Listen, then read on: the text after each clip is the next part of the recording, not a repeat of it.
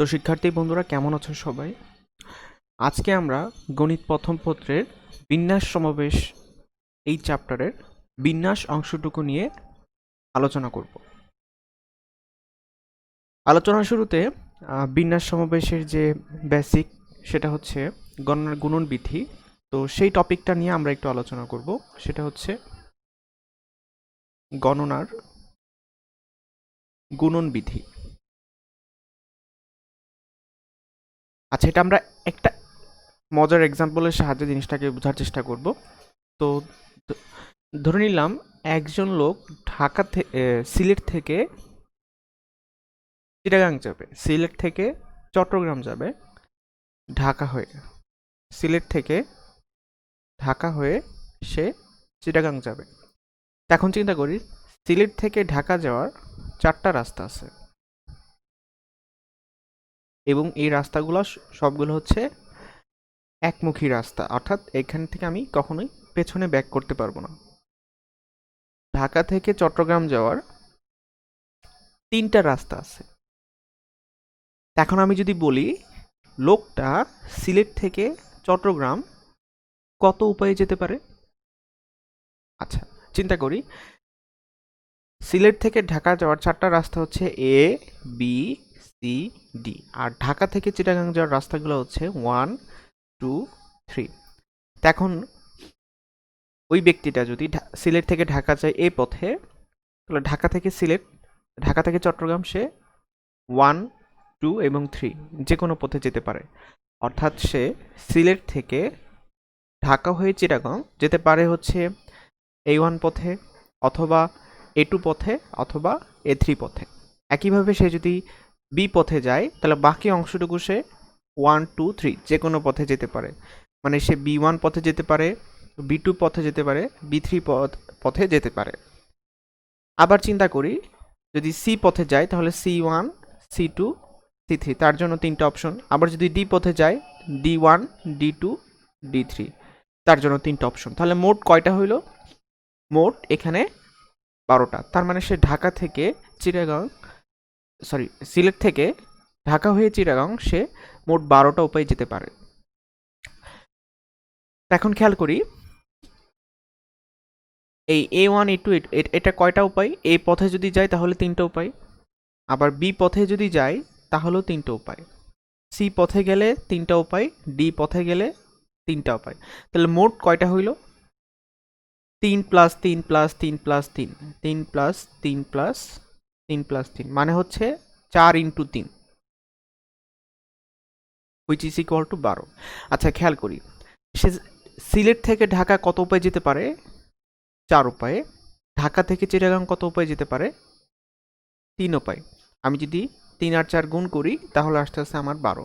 অর্থাৎ সে সিলেট থেকে ঢাকা হয়ে চিটাগাং 12টা উপায় যেতে পারে।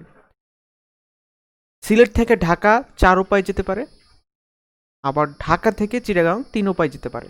তাহলে সিলেট থেকে ঢাকা হয়ে সে চিটাগাং যাবে, মোট কত উপায় যেতে পারবে? 4 ইন্টু 3, অর্থাৎ 12 উপায়। এই যে আমি গুণ করলাম, গুণ করে হচ্ছে এখানে মোট উপায় বের করতে পারলাম। এটাই হচ্ছে বেসিক্যালি গণনার গুণন বিধি। তো আমরা এক্সাম্পলের সাহায্যে জিনিসটা বুঝতে পারলাম। আচ্ছা, তো আলোচনার শুরুতে আমরা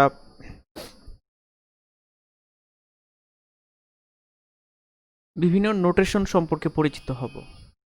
এগুলো আমরা জানি, আগে থেকে দেখে আসছি। যেমন আমরা যদি চিন্তা করি এন, পি, আর, এটার অর্থ কি? এন সংখ্যক জিনিস থেকে আর সংখ্যক জিনিস নিয়ে বিন্যাস।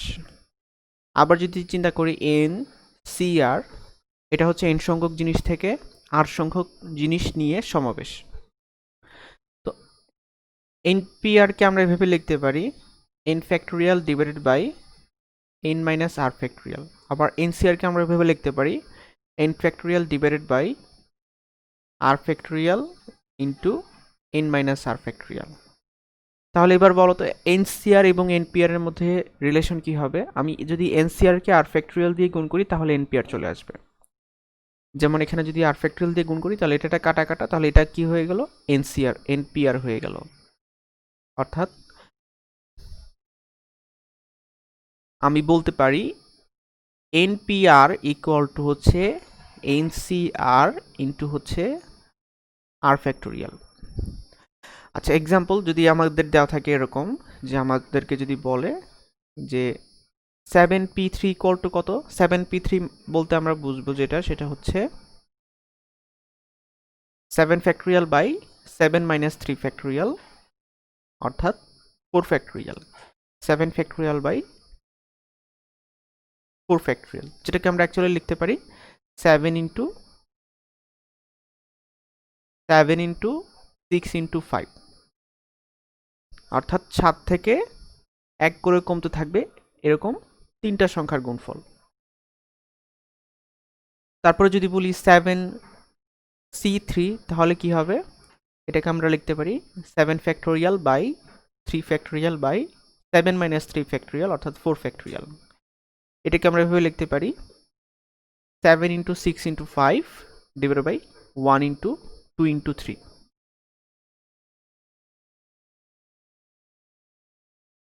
আচ্ছা, তো এই ফর্মুলাতে অবশ্যই যে আমাদের আর এর ভ্যালুটা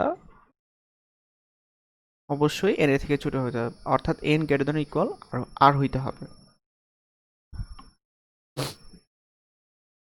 আচ্ছা, এবার আমরা একটু ফ্যাক্টোরিয়াল সম্পর্কে আলোচনা করি। আমরা সকলেই জানি যে 0 ফ্যাক্টোরিয়াল ইকুয়াল টু হচ্ছে 1, আবার 1 ফ্যাক্টোরিয়াল ইকুয়াল টু হচ্ছে 1, 2 ফ্যাক্টোরিয়াল ইকুয়াল টু হচ্ছে 1 ইন্টু 2, অর্থাৎ 2, 3 ফ্যাক্টোরিয়াল ইকুয়াল টু হচ্ছে 1 ইন্টু 2 ইন্টু 3, অর্থাৎ 6, 4 ফ্যাক্টোরিয়াল মানে হচ্ছে 1 থেকে শুরু করে 4 পর্যন্ত সংখ্যার গুণফল, 1 2 3 ইন্টু 4, অর্থাৎ 24। একইভাবে 5 ফ্যাক্টোরিয়াল মানে হচ্ছে 1 থেকে শুরু করে 5 পর্যন্ত সংখ্যার গুণফল, সেটা হবে হচ্ছে 120। তো এইভাবে চলতে থাকবে। তো এখন একটা জিনিস খেয়াল করি যে 7 ফ্যাক্টোরিয়াল ইকুয়াল টু কত, 7 ফ্যাক্টোরিয়াল বা 7 ফ্যাক্টোরিয়াল, এটা ইকুয়াল টু কত, আমি 7 ফ্যাক্টোরিয়ালকে লিখতে পারি 7 into 6 into 5 into 4 into 2 into 1। এখন চিন্তা করি যে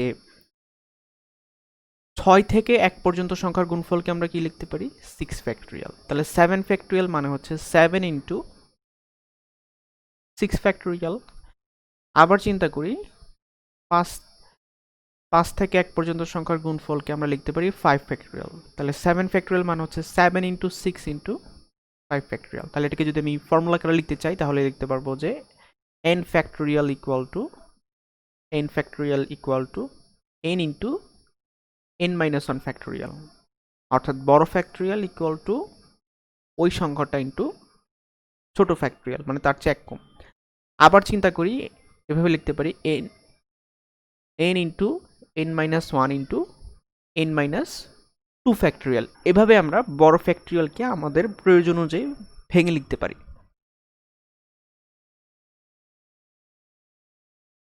আচ্ছা, এরপরে আমরা যে টপিকটা নিয়ে আলোচনা করব সেটা হচ্ছে বিন্যাস ও সমাবেশের পার্থক্য। তা আমরা অনেকে বিন্যাস এবং সমাবেশের পার্থক্যটা ধরতে পারি না। এটার জন্য আমরা একটা এক্সাম্পল নিব। আচ্ছা, বিন্যাসকে আমরা অনেক নামে ডেকে থাকি। আমরা জানি যে বিন্যাস সংখ্যা আর সাজানো সংখ্যা একই। তাহলে বিন্যাস সংখ্যা যেই কথা, সাজানো সংখ্যা একই কথা।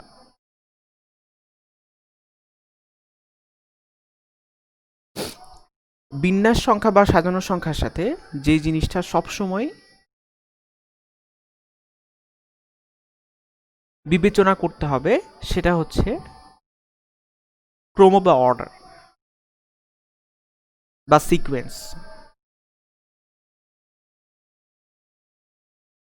অর্থাৎ বিন্যাস সংখ্যা বা সাজানো সংখ্যার সাথে সবসময় ক্রম বা অর্ডার, মানে কোনটা আগে কোনটা পরে, এটা সবসময় কনসিডার করতে হবে। আচ্ছা, এবার চিন্তা করি সমাবেশ। তো সমাবেশ সংখ্যাকে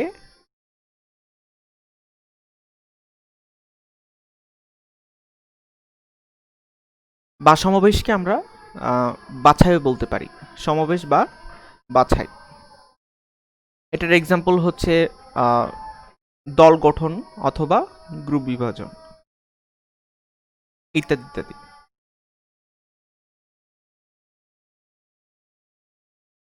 আচ্ছা,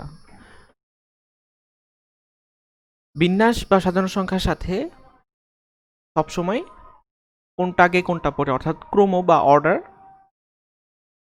কনসিডার করতে হয়, কিন্তু সমাবেশ বা বাছাইয়ে ক্রম বা অর্ডার সম্পর্কিত নয়। ঠিক আছে, অর্থাৎ কোনটা আগে কোনটা পরে এটা নট রিলেটেড। অর্থাৎ আমি বলতে পারি নট রিলেটেড উইথ অর্ডার বা ক্রম। আচ্ছা, আমি যদি বলি এখন যে সংখ্যা গঠন, এটা বিন্যাস হবে না সমাবেশ হবে? যেমন আমি যদি চিন্তা করি 32 আর 23, এটা হচ্ছে 2 আর 3-এর বিন্যাস। কেন বিন্যাস? কারণ হচ্ছে আমি যদি 3 আগে লিখি তাহলে এটা হয়ে যাবে 32, আর 3 পরে লিখলে এটা হয়ে যাবে 23, অর্থাৎ দুইটা ভিন্ন সংখ্যা। তার মানে সংখ্যা গঠন যা আমরা বলতে পারি বিন্যাস।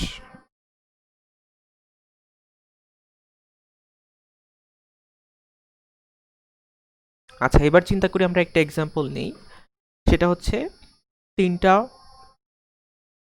লেটার দেওয়া আছে এবিসি। আমাকে এই 3টা থেকে 2টা নিয়ে বিন্যাস বের করতে হবে আর সমাবেশ বের করতে হবে। আমি যদি 3টা থেকে দুটি নিয়ে বিন্যাস চিন্তা করি,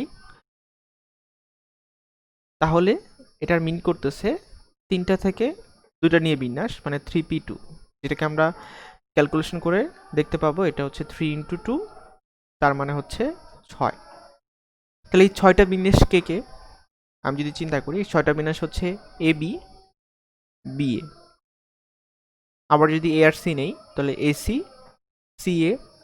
আবার যদি বি আর সি নেই তাহলে বিসি সিবি। এই হচ্ছে আমাদের সেই 6টা বিন্যাস। এখন যদি চিন্তা করি সমাবেশ, তাহলে দুটি নিয়ে বাছাই বা সমাবেশ কত হবে? 3c2, যেটাকে আমরা লিখতে পারি 3 × 2 ডিভাইডেড বাই 1 × 2, অর্থাৎ হচ্ছে 3। তাহলে সেই 3টা সমাবেশ কে কে? সমাবেশের সাথে আমাকে অর্ডার বা ক্রম, অর্থাৎ কোনটা আগে কোনটা পরে, এটা সম্পর্কিত নয়। তার মানে এবি নিয়ে আমি যদি এবিসি থেকে যে কোনো দুইটা বাছাই করি, ফর এক্সাম্পল এবি বাছাই করতে পারি অথবা বিসি বাছাই করতে পারি, অথবা সিএ বাছাই করতে পারি। অর্থাৎ বিন্যাসের ক্ষেত্রে এবি এবং বিএ দুইটা আলাদা বিন্যাস, কিন্তু একই সমাবেশ। সমাবেশের ক্ষেত্রে এবি যে কথা, বি একই কথা। তাহলে আমি বলতে পারি যে এবিসি 3টা লেটার থেকে 2টা নিয়ে বিন্যাস হচ্ছে 6 আর 2টা নিয়ে সমাবেশ হচ্ছে 3।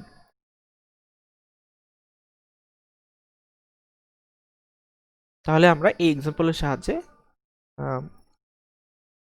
বিন্যাস সমাবেশের পার্থক্যটা সঠিকভাবে বুঝতে পারলাম। এবি এবং বি এর ভিন্ন বিন্যাস কিন্তু একই সমাবেশ, কারণ এ আগে এখানে এ পরে, তাহলে দুইটা ভিন্ন বিন্যাস। আর এখানে আগে পরে কনসিডার যেহেতু করতেছি না, তাহলে এবি যে সমাবেশ বি এ একই সমাবেশ।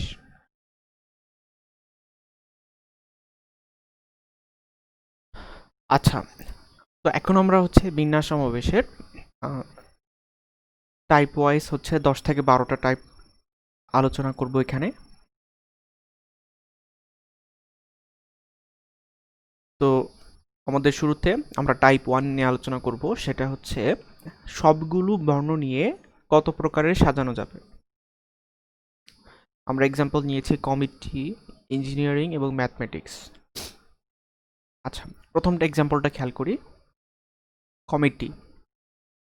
কমিটি শব্দতে মোট কয়টি বর্ণ আছে? 1 2 3 4 5 6 7 8 9। আচ্ছা, তাহলে চিন্তা করি 9টা বর্ণকে আমরা মোট 9 ফ্যাক্টরিয়াল উপায়ে সাজাতে পারি। 9টা বর্ণকে আমরা 9 ফ্যাক্টরিয়াল উপায়ে সাজাতে পারি। আচ্ছা, যেখানে আমি যদি চিন্তা করি 2টা m এক জাতীয়, 2টা t আরেক জাতীয় এবং 2টা e অপর এক জাতীয় এবং বাকিগুলা ভিন্ন ভিন্ন, তাহলে আমাদের ভাগ করতে হবে হচ্ছে 2 ফ্যাক্টরিয়াল দিয়ে। 2টা m এর জন্য, 2টা t এর জন্য 2 ফ্যাক্টরিয়াল দিয়ে ভাগ করব, আর 2টা e এর জন্য আবার 2 ফ্যাক্টরিয়াল দিয়ে ভাগ করব। আচ্ছা, এবার একইভাবে আমরা যদি চিন্তা করি ইঞ্জিনিয়ারিং আমি যদি ইঞ্জিনিয়ারিং শব্দটিকে যদি অ্যানালাইসিস করি, তাহলে আসতেছে, আমি এখানে কিভাবে অ্যানালাইসিস করব আমি দেখাই দিচ্ছি। যে প্রথমে আসতেছে হচ্ছে ই, তারপরে হচ্ছে এন, তারপরে আসতেছে জি। অর্থাৎ ভিন্ন ভিন্ন সংখ্যা আসলে নিচে নিচে লিখবো, আর হচ্ছে একই সংখ্যা আসলে পাশাপাশি লিখবো। তাহলে ই এন জি আই, তারপর হচ্ছে ই, তারপরে আবার ই, তারপর হচ্ছে আর, তারপর হচ্ছে আই, তারপর হচ্ছে এন, তারপর হচ্ছে জি। তাহলে এই হচ্ছে ইঞ্জিনিয়ারিং শব্দটাতে মোট কয়টা ওয়ার্ড আছে? 1টা 2টা 3টা 4টা 5টা 6টা 7টা 8টা 9টা 10টা। তাহলে 1টা 2টা 3টা 4টা 5টা। আচ্ছা, এই ই এন জি এন, এখানে এন হচ্ছে 3টা আছে, ঠিক আছে? 1টা 2টা 3টা, তাহলে 1 2 3 4 5 6 7 8 9 10 11। তাহলে ইঞ্জিনিয়ারিং শব্দটিতে মোট কয়টা ওয়ার্ড আছে? সবগুলো মিলিয়ে হচ্ছে 11টা। তাহলে 11টা ওয়ার্ডকে আমরা 11 ফ্যাক্টরিয়াল উপায়ে বিন্যস্ত করতে পারি, যেখানে 3টাই এক জাতীয়, এই জন্য 3 ফ্যাক্টরিয়াল দিয়ে ভাগ। 3টা এন অপর এক জাতীয়, এই জন্য আবার 3 ফ্যাক্টরিয়াল দিয়ে ভাগ। 2টা জি আরেক জাতীয়, এই জন্য 2 ফ্যাক্টরিয়াল দিয়ে ভাগ। 2টা আই অপর এক জাতীয়, এই জন্য আবার 2 ফ্যাক্টরিয়াল দিয়ে ভাগ, এবং বাকিগুলা ভিন্ন ভিন্ন। তাহলে এই হচ্ছে যে ইঞ্জিনিয়ারিং শব্দটি সবগুলো বর্ণ নিয়ে আমরা কত প্রকারে সাজাতে পারি সেটা। আচ্ছা, এবার আসা যাক ম্যাথমেটিক্স।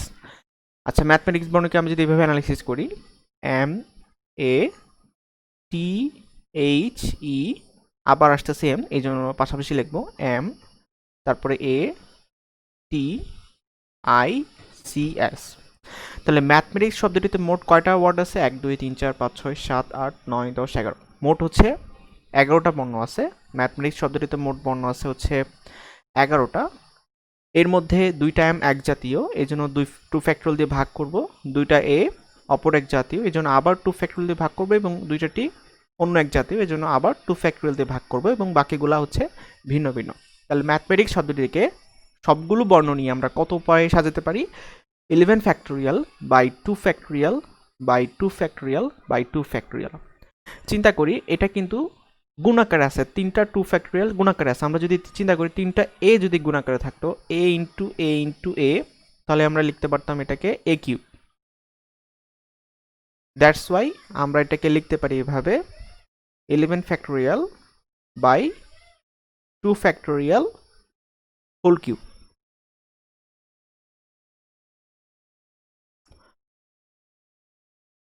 আচ্ছা, আমাদের 4 নাম্বার প্রবলেমে যাই। আচ্ছা, 4 নম্বরে আমরা যে প্রবলেমটা সলভ করব সেটা হচ্ছে 1 2 3 4 5, আমাকে 5টা সংখ্যা দিয়ে দিছে। সংখ্যাগুলো একবার মাত্র ব্যবহার করে কতগুলো সংখ্যা গঠন করা যাবে? 1 নম্বর কোশ্চেন হচ্ছে 5 অঙ্কের, তারপর হচ্ছে 3 অঙ্কের। সংখ্যাগুলো একবার মাত্র ব্যবহার করা যাবে। 5 অঙ্কের কতগুলো সংখ্যা গঠন করা যাবে? 3 অঙ্কের কতগুলো সংখ্যা গঠন করা যাবে? তো আমরা প্রথমে চিন্তা করি যে আমরা 1 নম্বরে 5 অঙ্কের কতগুলো সংখ্যা গঠন করতে পারি। 5 অঙ্কের আমরা চিন্তা করব, 5 অঙ্কের সংখ্যা গঠন করা মানে হচ্ছে 5টা বক্স ফিল আপ করা, ঠিক আছে? 1 2 3 4 5। আমরা এখন এই 5টা বক্স ফিল আপ করতে পারবো, কিন্তু শর্ত হচ্ছে একটা সংখ্যা কেবলমাত্র একবার ব্যবহার করা যাবে। তাহলে আমি যদি চিন্তা করি, আমার প্রথম করে কে বসতে পারে? 1 থেকে 5 পর্যন্ত যে কোনো সংখ্যা বসতে পারে। আমি বসাইলাম হচ্ছে 3। তাহলে 3 আর আমি ব্যবহার করতে পারবো না, তাহলে 3 বাদ। তাহলে 1 থেকে 4 পর্যন্ত সংখ্যা থেকে যে কোনো একটা নিয়ে আমি সেকেন্ড ঘরটা ফিল আপ করবো। আমি বসালাম হচ্ছে 2। তাহলে প্রথম ঘরটা আমি 5 উপায়ে ফিল আপ করতে পারি, দ্বিতীয় ঘরটা হচ্ছে 4 উপায়ে ফিল আপ করতে পারি। তাহলে 2 যেহেতু বসায় ফেলছি, তাহলে 2 আর বসাতে পারবো না। বাকি রয়েছে কয়টা সংখ্যা? 3টা, 1 4 5। তো এখান থেকে যে কোনো একটা সংখ্যা নিয়ে, 3টা থেকে যে কোনো একটা সংখ্যা নিয়ে আমি হচ্ছে আমার 3 নাম্বার ঘরটা ফিল আপ করতে পারি। আমি বললাম হচ্ছে 4। তাহলে আমি 3 নাম্বার ঘরটা 3টা উপায়ে ফিল আপ করতে পারি। তাহলে 4 আর বসবে না। তাহলে সেকেন্ড, তারপরে ঘরটা আমি 1 অথবা 5 দুইটা সংখ্যার যে কোনো সংখ্যা নিয়ে 2টা উপায় ফিল আপ করতে পারি। এই জন্য এখানে যে কোনো একটা বসাই দিলাম, সাপোজ 1। আর লাস্টের ঘরটাতে আমি তাহলে 1 তো আর বসতে পারবে না। তাহলে লাস্টের ঘরটাতে আমি শুধুমাত্র একটা সংখ্যা দিয়ে ফিল আপ করতে পারি, অর্থাৎ 1 উপায় ফিল আপ করতে পারি। আমি 5 বসাই দিলাম। তাহলে আমাদের একটা সংখ্যা গঠন হয়ে গেল। তাহলে আমি দেখতে পারলাম যে 5 অঙ্কের মোট কতগুলো সংখ্যা গঠন করতে পারি? 5 ইন্টু 4 ইন্টু 3 ইন্টু 2 ইন্টু 1। সহজ কথায় সবগুলো নিয়ে যদি আমি চিন্তা করি তাহলে 5 ফ্যাক্টোরিয়াল অ্যান্সার হবে 5 ফ্যাক্টোরিয়াল, অর্থাৎ 5 অঙ্কের মোট কতগুলো সংখ্যা গঠন করতে পারি? অ্যান্সার হচ্ছে 5 ফ্যাক্টোরিয়াল। এখন যদি আমি চিন্তা করি 3 অঙ্কের কতগুলো সংখ্যা গঠন করতে পারবো, তাহলে 3 অঙ্কের সংখ্যা গঠন করার অর্থ হচ্ছে আমাকে 3টা বক্স ফিল আপ করতে হবে। 3টা বক্স ফিল আপ করতে হবে। তাহলে প্রথম বক্সটা আমি কতভাবে ফিল আপ করতে পারি? 1 থেকে 5 যে কোনো একটা সংখ্যা নিয়ে 1 থেকে 5-এর মধ্যে যে কোনো একটা সংখ্যা নিয়ে 5 উপায় ফিল আপ করতে পারি। আমি যে কোনো একটা বসালাম, ফর এক্সাম্পল 4 বসাই দিলাম, তাহলে 4 আর বসবে না।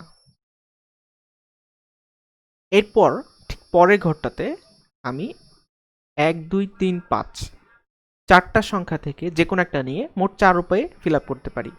আমি যে কোনো একটা বসালাম, ফর এক্সাম্পল 2 বসালাম, তাহলে 2 কিন্তু আর বসবে না, কারণ আমি একটা সংখ্যা কেবলমাত্র একবার ব্যবহার করতে পারি। এরপর সর্বশেষ ঘরটা আমরা 1 3 5 যে কোনো একটা সংখ্যা নিয়ে 3টা থেকে যে কোনো একটা সংখ্যা নিয়ে মোট 3 উপায়ে ফিল আপ করতে পারি। আমি বসালাম হচ্ছে 1। তাহলে আমি 5টা থেকে 3টা নিয়ে 3 অঙ্কের মোট কয়টা সংখ্যা গঠন করতে পারি? 5 ইন্টু 4 ইন্টু 3, যেটাকে আমরা লিখতে পারি 5টা থেকে 3টা নিয়ে বিন্যাস, অর্থাৎ 5p3। আর 5টা থেকে 5টা নিয়ে বিন্যাসকে আমরা লিখতে পারি 5p5, যেটাকে আমরা লিখতে পারি অ্যাকচুয়ালি 5 ফ্যাক্টোরিয়াল। আর 5টা থেকে 3টা নিয়ে বিন্যাস 5p3। তাহলে আমার এই সূত্রটা হচ্ছে, আমার এখানে যে আমরা যে সূত্রটা প্রয়োগ করছি সেটা হচ্ছে n সংখ্যক জিনিস থেকে, n সংখ্যক ভিন্ন ভিন্ন জিনিস থেকে r সংখ্যক নিয়ে বিন্যাস, সেটা হচ্ছে n p r, n p r।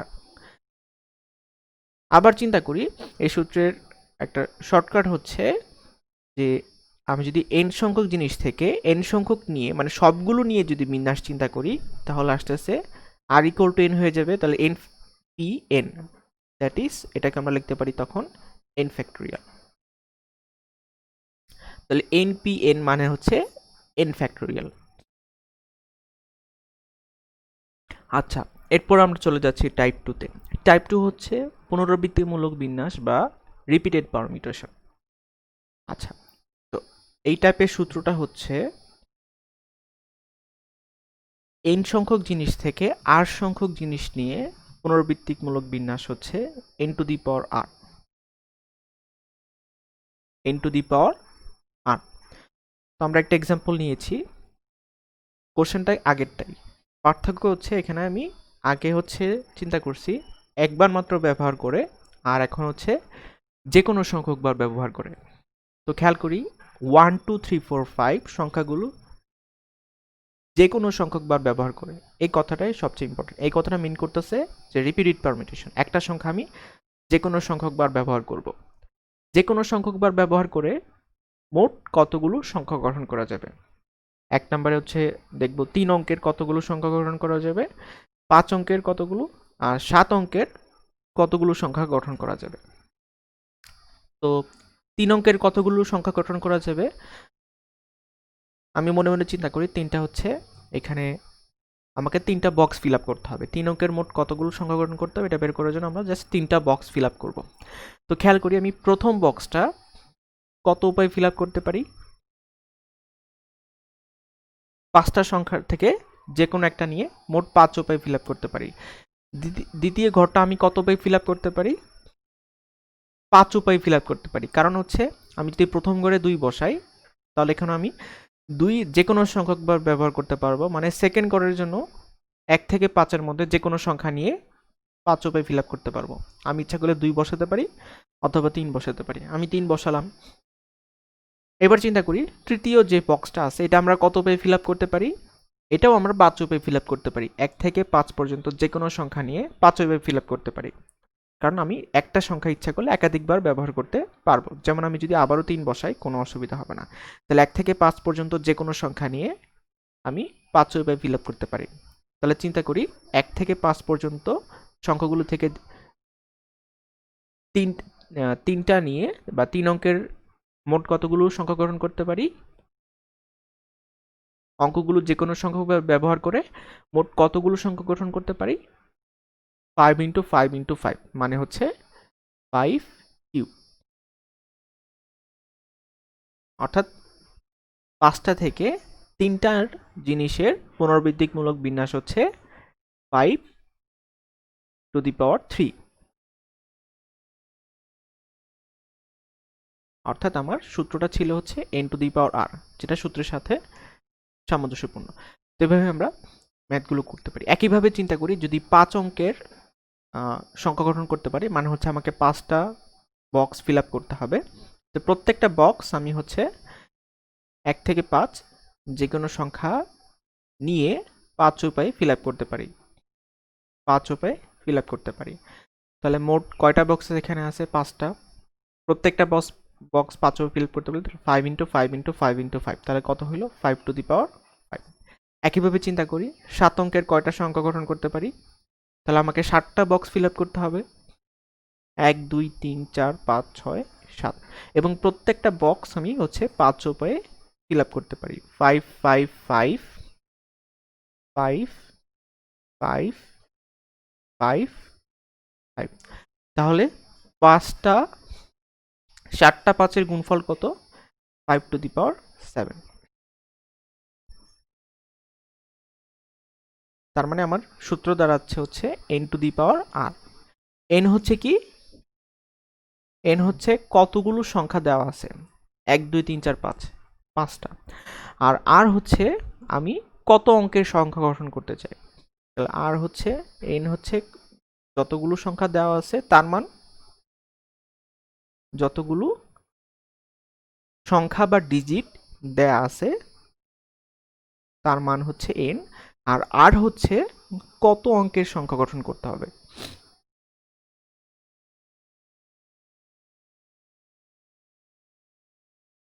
কত অঙ্কের সংখ্যা গঠন করতে হবে। আচ্ছা, আমরা আরেকটা এক্সাম্পল দিতে চাই।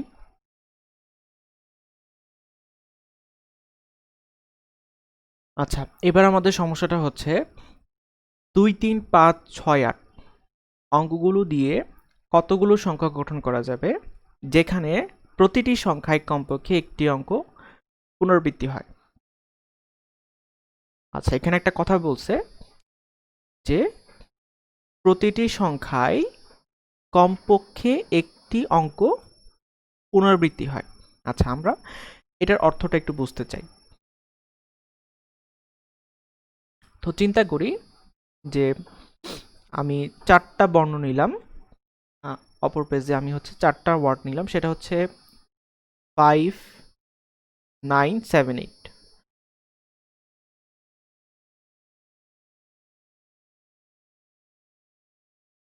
5 9 7 8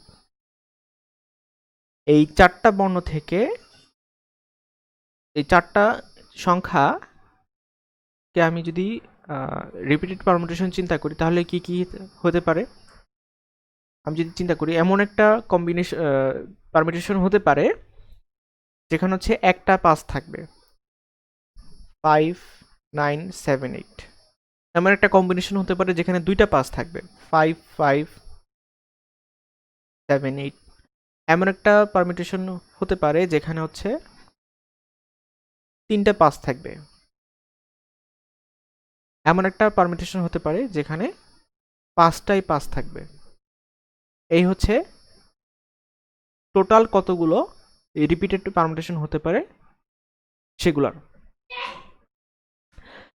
তো আমরা অর্থাৎ 5 একবার আছে, 5 এখানে দুইবার আছে, 5 তিনবার থাকতে পারে, 5 চারবারও থাকতে পারে।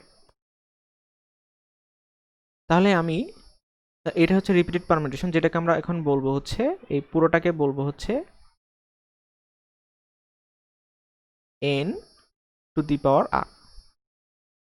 n সংখ্যক জিনিস থেকে r সংখ্যক জিনিস নিয়ে পুনরাবৃত্তিমূলক বিন্যাস, সেটা হচ্ছে n to the power r। এখন আমি যদি বলি পুনরাবৃত্তি না নিয়ে বিন্যাস, সেটা কোন অংশটুকু?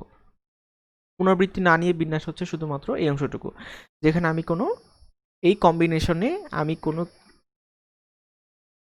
কোনো একটা সংখ্যার পুনরাবৃত্তি হয় নাই। তার মানে এটা হচ্ছে আমাদের সেই n ফ্যাক্টোরিয়াল, অথবা n সংখ্যক জিনিস থেকে r সংখ্যক জিনিস নিয়ে বিন্যাস। তাহলে n p r। তাহলে বাকি রইল কোনটুকু? এই বাকি যে অংশটুকু রইল সেটাই হচ্ছে আমার কমপক্ষে একটি নিয়ে পুনরাবৃত্তিমূলক বিন্যাস। কারণ এখানে আমার কমপক্ষে একটি বর্ণ কি হয়েছে? পুনরাবৃত্তি হয়েছে। খেয়াল করি এখানে হচ্ছে 2টা 5 আছে, এখানে 3টা 5 আছে, এখানে হচ্ছে 4টা 5 আছে। মানে হচ্ছে এখানে 5 দুইবার আসছে, এখানে 5 তিনবার আসছে, এখানে 4বার আসছে। তাহলে 5 একবার হলেও রিপিট হয়েছে, তাহলে এটা হচ্ছে রিপিটেড 5। আর এই দুইটা হচ্ছে রিপিটেড 5, এই তিনটা হচ্ছে রিপিটেড 5। তাহলে কমপক্ষে একটা, মানে একটা বা তার বেশি বর্ণ কি হয়েছে? রিপিট হয়েছে। তার মানে হচ্ছে কমপক্ষে একটি নিয়ে পুনরাবৃত্তিমূলক বিন্যাস হচ্ছে এই অংশটুকু।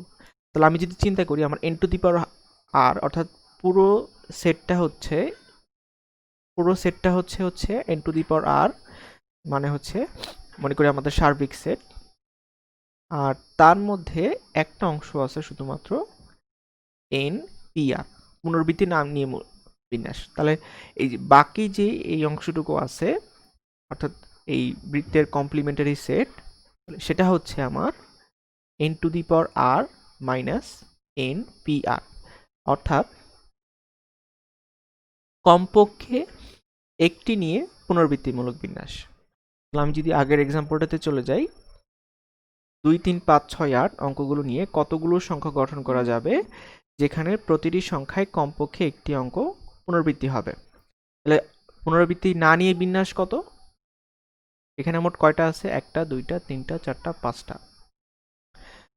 তাহলে 5টা থেকে আমি যেহেতু 5টাই নিচ্ছি, আমাদের সূত্র হচ্ছে n to the power r minus n p r। তাহলে আসতেছে হচ্ছে মোট পুনরাবৃত্তি নিয়ে বিন্যাস হচ্ছে 5 টু দি পাওয়ার 5 মাইনাস পুনরাবৃত্তি না নিয়ে বিন্যাস, অর্থাৎ একটা সংখ্যায় একবার মাত্র ব্যবহার করে মোট কতগুলো সংখ্যা গঠন করতে পারি? যেটা হচ্ছে 5p5, যেটাকে আমরা লিখতে পারি 5 to the power 5 minus 5 factorial. তাহলে এটা হচ্ছে পুনরাবৃত্তি না নিয়ে বিন্যাস, আর হচ্ছে পুনরাবৃত্তি নিয়ে বিন্যাস। দুইটাকে বিয়োগ করলে পাওয়া যাবে প্রতিটি সংখ্যায় কমপক্ষে একটা অঙ্ক পুনরাবৃত্তি হয় তা নিয়ে বিন্যাস।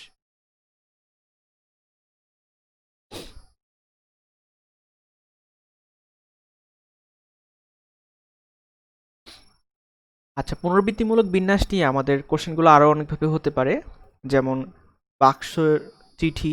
আমাকে প্রায় প্রশ্ন থাকতে পারে যে 3টি আঙ্গুলে 10টি আংটি কত উপায়ে সাজানো যেতে পারে, অথবা 3টি বাক্সে 7টি চিঠি কত উপায়ে সাজানো যেতে পারে বা ফেলা যেতে পারে, এবং 10জন প্রার্থী 10জন ভোটার 3জন প্রার্থীকে কত উপায়ে নির্বাচিত করতে পারে বা ভোট দিতে পারে। এই ম্যাথগুলো হচ্ছে রিপিটেড পারমিউটেশন ম্যাথ। তো রিপিটেড পারমিউটেশনের সূত্র হচ্ছে n to the power r।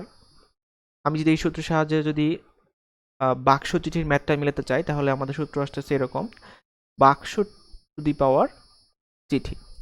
তো এই শর্টকাটটা মনে রাখতে হবে কি, আমরা হচ্ছে সহজে অ্যান্সার করতে পারবো উইদাউট এনি থিঙ্কিং। কারণ এই অঙ্কগুলোতে যদি আমি বেশি চিন্তা করতে যাই তাহলে প্যাচ লেগে যেতে পারে। তাহলে আমি যদি শর্টকাটটা মনে রাখি, n to the power r মানে হচ্ছে বাক্স টু দি পাওয়ার চিঠি, আঙুল আঙুল টু দি পাওয়ার আংটি, আঙুল টু দি পাওয়ার আংটি, তারপর হচ্ছে প্রার্থী টু দি পাওয়ার ভোটার। আচ্ছা, এটা আমরা মনে রাখবো কিভাবে? মনে রাখার ওয়ে হচ্ছে যে চিন্তা করি এ হচ্ছে আমাদের বাক্স, ঠিক আছে? তো আমরা এই ডাক বক্সের উপর দিয়ে কি করি, চিঠি ফেলি। তার মানে বাক্স বেস আর চিঠি হচ্ছে পাওয়ার। আবার চিন্তা করি আঙুল টু দি পাওয়ার আংটি, আমি চিন্তা করি এই হচ্ছে আমাদের হাতের 5টা আঙুল। তো আমরা কি করি, আংটিটাকে তো হাতের আঙুলের উপর দিয়েই পড়ি, তাই না? তাহলে আঙুল হচ্ছে নিচে থাকবে, আংটি হচ্ছে উপরে থাকবে। তাহলে আঙুল টু দি পাওয়ার আংটি। আবার যদি চিন্তা করি প্রার্থী টু দি পাওয়ার ভোটার, চিন্তা করি গণতান্ত্রিক শাসন ব্যবস্থায় তত্ত্বীয়ভাবে হচ্ছে জনগণ বা ভোটাররাই হচ্ছে ক্ষমতার উৎস। তার মানে ক্ষমতা উৎস মানে কি, পাওয়ার। ক্ষমতা মানে হচ্ছে পাওয়ার। তাহলে প্রার্থী হচ্ছে বেস আর ভোটাররা হচ্ছে কি, পাওয়ার। ঠিক আছে, ভোটাররা হচ্ছে পাওয়ার। তো এইভাবে আমি সূত্রটা মনে রাখতে পারি। তাহলে আমাদের আসতেছে বাক্স টু দি পাওয়ার চিঠি, আঙুল টু দি পাওয়ার আংটি এবং প্রার্থী টু দি পাওয়ার ভোটার। তো আমরা একটা এক্সাম্পল নিই, সেটা হচ্ছে 3টি বাক্সে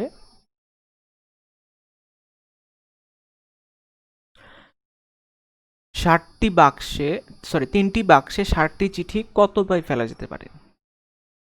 তো চিন্তা করি বাক্স টু দি পাওয়ার চিঠি, বাক্স আছে কয়টা, 3টা, চিঠি আছে কয়টা, 7টা, তাহলে 3 টু দি পাওয়ার 7। আবার 60টি বাক্সে 3টি চিঠি কত উপায় ফেলা যেতে পারে? বাক্স আছে কয়টা, 7টা, চিঠি আছে কয়টা, 3টা, তাহলে 7 কিউব। 5টি আঙুলে 10টি আংটি কয় উপায়ে পরিধান করা যেতে পারে? তাহলে আঙুল আছে কয়টা, 5টা, আংটি আছে কয়টা, 10টা। তারপরে প্রার্থী 3 জন, ভোটার 10 জন, কত প্রকারের ভোট দেওয়া যেতে পারে? তো এখানে খেয়াল করি যে এখানে শর্ত হচ্ছে একজন ভোটার ইচ্ছা করলে এক বা একাধিক প্রার্থীকে ভোট দিতে পারে। তার মানে রিপিটেড পারমিটেশন, রাইট? সো প্রার্থী টু দি পাওয়ার ভোটার, প্রার্থী আছে কয়জন, 3 জন, ভোটার আছে কয়জন, 10 জন। এখানে প্রার্থী আছে কয়জন, 10 জন, ভোটার আছে কয়জন, 3 জন, তাহলে 10 কিউব। তো আশা করি এন টু দি পাওয়ার আর, অর্থাৎ বাক্স টু দি পাওয়ার চিঠি, আঙুল টু দি পাওয়ার আংটি এবং প্রার্থী টু দি পাওয়ার ভোটার, এই রিলেটেড ম্যাথগুলো আমরা এখন সহজেই অ্যান্সার করতে পারবো। আচ্ছা, এরপরে আমরা আবার ফিরে যাব হচ্ছে টাইপ 1-এ। টাইপ 1-এ 5 নম্বর ম্যাথটা হচ্ছে এরকম: 5টা সবুজ পতাকা, 2টা লাল, একটা নীল পতাকা নিয়ে কত প্রকারে সংকেত তৈরি করা যাবে? প্রথম কথা হচ্ছে সংকেত তৈরি, এটা সমাবেশ হবে না বিন্যাস হবে, বুঝবো কি করে? তো সংকেত তৈরি মানে হচ্ছে চিন্তা করি, ধরলাম এটা হচ্ছে আমাদের লাল পতাকা,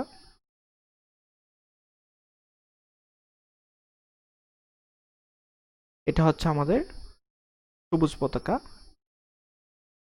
আর এটা হচ্ছে নীল পতাকা। এখন লাল হচ্ছে প্রথমে, তো লাল প্রথমে থাকলে একটা কম্বিনেশন, আবার লাল মাঝখানে থাকলে আরেকটা কম্বিনেশন। তার মানে হচ্ছে লাল আগে না মাঝখানে না পরে, এটা ফ্যাক্ট করতেছে, এটা ফ্যাক্ট করে ভিন্ন ভিন্ন সংকেত তৈরি করতেছে। তো দ্যাটস ওয়াই এখানে সিকোয়েন্স বা অর্ডার আমাকে কনসিডার করতে হবে, কোনটা আগে কোনটা পরে এটা কনসিডার করতে হবে। দ্যাটস ওয়াই সংকেত তৈরি রিলেটেড যত ম্যাথ আছে এগুলো কিন্তু অবশ্যই বিন্যাসের ম্যাথ। আচ্ছা, আশা করি বুঝতে পারছি। তো এখন চিন্তা করি যে এখানে কি বলছে, 5টা সবুজ পতাকা দিছে, 2টা লাল পতাকা দিছে, 3টা নীল পতাকা দিছে। অর্থাৎ এখানে 5টা সবুজ পতাকা আছে, 1 2 3 4 5টা, লাল পতাকা আছে 2টা, আর নীল পতাকা আছে একটা। তাহলে মোট কয়টা পতাকা আছে এখানে? 8টা। তাহলে 8টা পতাকাকে আমি হচ্ছে 8টা পতাকা দিয়ে আমরা 8 ফ্যাক্টোরিয়াল উপায় বিন্যস্ত করতে পারি তথা সংকেত তৈরি করতে পারি, যেখানে চিন্তা করি 5টা সবুজ পতাকা এক জাতীয়, এই জন্য আমি ভাগ করব 5 ফ্যাক্টোরিয়াল দিয়ে। আবার 2টা লাল পতাকা অন্য এক জাতীয়, তাহলে ভাগ করব হচ্ছে 2 ফ্যাক্টোরিয়াল দিয়ে। তাহলে এটা হচ্ছে মোট কত উপায়ে সংকেত তৈরি করতে পারি সেটার অ্যান্সার। আচ্ছা, এরপর আমি নেক্সট প্রবলেমে চলে যাই, সেটা হচ্ছে 2টা সাদা, 3টা সবুজ এবং একটা লাল পতাকা থেকে 5টা নিয়ে কত প্রকারের সংকেত তৈরি করা যেতে পারে? তো খেয়াল করি এখানে কিন্তু আমরা 8টা পতাকা থেকে সবগুলো নিয়ে সংকেত তৈরি করছি, কিন্তু এখানে আমি হচ্ছে মোট দেওয়া আছে কয়টা, 6টা, 6টা থেকে 5টা নিয়ে সংখ্যা তৈরি করতে পারতেছি। তার মানে এখানে আমার অনেকগুলো কেজ অ্যারাইজ করবে, কারণ হচ্ছে একটা কেজে আমি 3টা সবুজ পতাকা নিতে পারি, আরেকটা কেজে হচ্ছে 2টা সবুজ পতাকা নিতে পারি, এরকম মানে আমার অনেকগুলো কেজ অ্যারাইজ করবে। তাহলে কেজগুলোকে আমাকে অ্যানালাইসিস করতে হবে।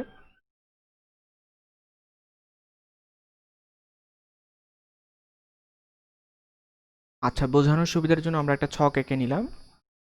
তো এখানে হচ্ছে হোয়াইট বা সাদা, এখানে হচ্ছে সবুজ, আর এখানে হচ্ছে লাল। সাদা আছে টোটাল হচ্ছে 2টা, সবুজ আছে টোটাল 3টা, লাল আছে টোটাল 1টা। আর এখানে আমরা লিখবো হচ্ছে বিন্যাস, প্রত্যেকটা কেজের বিন্যাস। এখানে হচ্ছে লিখলাম কেজ 1, এইভাবে কেজ 2, কেজ 3। আচ্ছা, খেয়াল করি এখানে মোট কয়টা কেস পাওয়া যেতে পারে। তো আমাদের বেসিক্যালি 4টা বা 5টা, 3টা 4টা 5টা, এর বেশি কেস থাকবে না। তো চিন্তা করি আমি যদি আমাকে মোট নিতে হবে হচ্ছে 5টা পতাকা, 5টা নিয়ে বিন্যাস গঠন করতে হবে, 6টা থেকে 5টা। এখন চিন্তা করি আমি যদি সবুজ পতাকা 3টা নেই, সবুজ পতাকা 3টা নেই, বাকি থাকলো 2টা, আমি 2টা সাদা পতাকা নিয়ে নিলাম, তাহলে আমার লাল পতাকাটা নেওয়া লাগতেছে না। আবার আমি চিন্তা করি কেস 2তে আমি সবুজ পতাকা নিলাম 3টা, সবুজ পতাকা নিলাম 3টা, আর সাদা পতাকা নিলাম 1টা, কয়টা হইলো 4টা, আর একটা লাগবে, লাল পতাকা একটা নিলাম 5টা। আচ্ছা, তো এই হচ্ছে একটা আরেকটা কেস। আচ্ছা, আবার যদি চিন্তা করি আমি সবুজ পতাকা 3টা না নিয়ে আমরা 2টা নিতে পারি। আচ্ছা, সবুজ পতাকা যদি 2টা নিই, আমার লাগবে কয়টা, 3টা, আমার আছেই 3টা।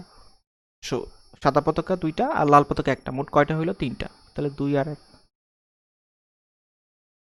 তো যেহেতু আমি যদি এখানে 2টা নেই আর এখান থেকে 1টা নেই, আমার লাগবে কয়টা, সবুজ পতাকা যদি 2টা নেই আর সাদা পতাকা যদি 1টা নেই, 3টা হইলো, আরও লাগবে 2টা, কিন্তু এখানে 2টা লাল পতাকা নেই, তার মানে আমার এই কম্বিনেশনটা নেওয়া সম্ভব না। তাহলে এটা হচ্ছে আমাদের কেস 3। আচ্ছা, এখন যদি আমি অন্য আরও কোনোভাবে কেস বানাতে চাই, তাহলে কোনোভাবেই হচ্ছে 5টা পতাকা নেওয়া সম্ভব না। তাহলে এখানে আমার এই প্রবলেমের জন্য স্পেসিফিক সর্বোচ্চ কেজ আসতেছে 3টা কেজ আসতেছে। তাহলে এখন আমি কি করব, আমার কোনো কোনো ম্যাথে 4টা বা 5টা, সর্বোচ্চ 5টা পর্যন্ত কেস আসতে পারে, এর বেশি সাধারণত দেখা যায় না। সো প্রথমে খেয়াল করি কেস 1-এ কী হবে। কেস 1-এ আমি কি নিছি, কেস 1-এ হচ্ছে 2টা সাদা পতাকা, 3টা সবুজ পতাকা আর লাল পতাকা নেই। তাহলে 5টাকে আমরা কত উপায়ে বিন্যস্ত করতে পারি, 5 ফ্যাক্টরিয়াল উপায়, যেখানে 2টা সাদা এক জাতীয়, এই যে, এবং 3টা সবুজ অপর এক জাতীয়। তাহলে এটা হচ্ছে কেস 1-এর বিন্যাস। তাহলে কেস 2 এর বিন্যাসটা খেয়াল করি। কেস 2 এতে আমরা হচ্ছে সাদা পতাকা 1টা নিছি, সবুজ পতাকা 3টা নিছি আর লাল পতাকা 1টা নিছি। তাহলে মোট হচ্ছে 5টা, 5টাকে 5 ফ্যাক্টরিয়াল উপায়ে বিন্যস্ত করতে পারি, যেখানে হচ্ছে 3টা সবুজ এক জাতীয়। তাহলে 5 ফ্যাক্টরিয়াল বাই 3 ফ্যাক্টরিয়াল। পরের কেসটা খেয়াল করি, 2টা সবুজ 2টা সাদা এক জাতীয়, 2টা সবুজ আরেক জাতীয় আর একটা লাল আরেক জাতীয়। তাহলে 5টাকে 5 ফ্যাক্টরিয়াল উপায়ে বিন্যস্ত করতে পারি, যেখানে হচ্ছে 2টা সাদা এক জাতীয় এবং 2টা সবুজ আরেক জাতীয়। তাহলে হচ্ছে কেস 3 এর বিন্যাস। তাহলে এখন আমি যদি চিন্তা করি সবগুলো কেসকে যদি যোগ করি, তাহলে আমি পেয়ে যাব যে মোট কত উপায়ে সংকেত তৈরি করতে পারি সেটা। তাহলে মোট সংকেত তৈরি করা যেতে পারে কত উপায়ে, 5 ফ্যাক্টরিয়াল বাই হচ্ছে 2 factorial into 3 factorial plus 5 factorial by 3 factorial plus 5 factorial by 2 factorial 2 factorial. তাহলে এটা হচ্ছে আমাদের মোট কত প্রকারে সংকেত তৈরি করা যাবে সেটার অ্যান্সার।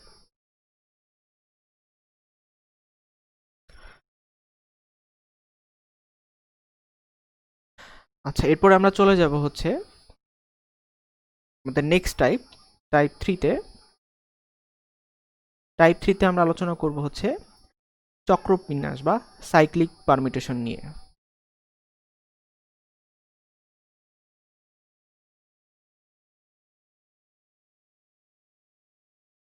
আচ্ছা, চক্রবিন্যাসের কনসেপ্টটা হচ্ছে যে আমার যদি পরীক্ষায় এরকম প্রশ্ন আসে যে 7 জন লোকের চক্রবিন্যাস কত, অথবা 7টি মুক্তা দিয়ে কত প্রকারে মালা গঠন করা যাবে। তো চক্রবিন্যাসের কনসেপ্টটা হচ্ছে আমি হচ্ছে চক্রাকারে বা বৃত্তাকারে সাজাবো। আগেরটা ছিল হচ্ছে রৈখিক বিন্যাস ABCD, সেখানে এখন আমি কিভাবে সাজাবো, ABCD এরকম হচ্ছে চক্রাকারে সাজাবো। তো চক্রবিন্যাসের কনসেপ্টটা হচ্ছে যে কোনো একজন লোককে স্থির ধরতে হবে। একজনকে রৈখিক বিন্যাসের ক্ষেত্রে আমরা যেটা পাইছি, চক্রবিন্যাসের ক্ষেত্রে কি করব, একজনকে স্থির রেখে রৈখিক বিন্যাস বের করব। তাহলে একজনকে কি করতে হবে, স্থির ধরতে হবে। তাহলে 7 জন লোকের চক্রবিন্যাস কত হবে, 7 জন লোক থেকে যদি আমি একজনকে স্থির ধরি তাহলে বাকি থাকে কয়জন, 7 - 1 অর্থাৎ 6 জন। বাকি 6 জনকে আমরা 6 ফ্যাক্টোরিয়াল উপায় বিন্যস্ত করতে পারি। তাহলে 7 জন লোকের চক্রবিন্যাস হচ্ছে 6 ফ্যাক্টোরিয়াল। আবার চিন্তা করি 7টি মুক্তা দিয়ে কত প্রকারের মালা গঠন করা যাবে। আচ্ছা, এইটা আবার হবে হচ্ছে 7টা থেকে একটা স্থির রাখলে হবে 7 - 1 ফ্যাক্টোরিয়াল।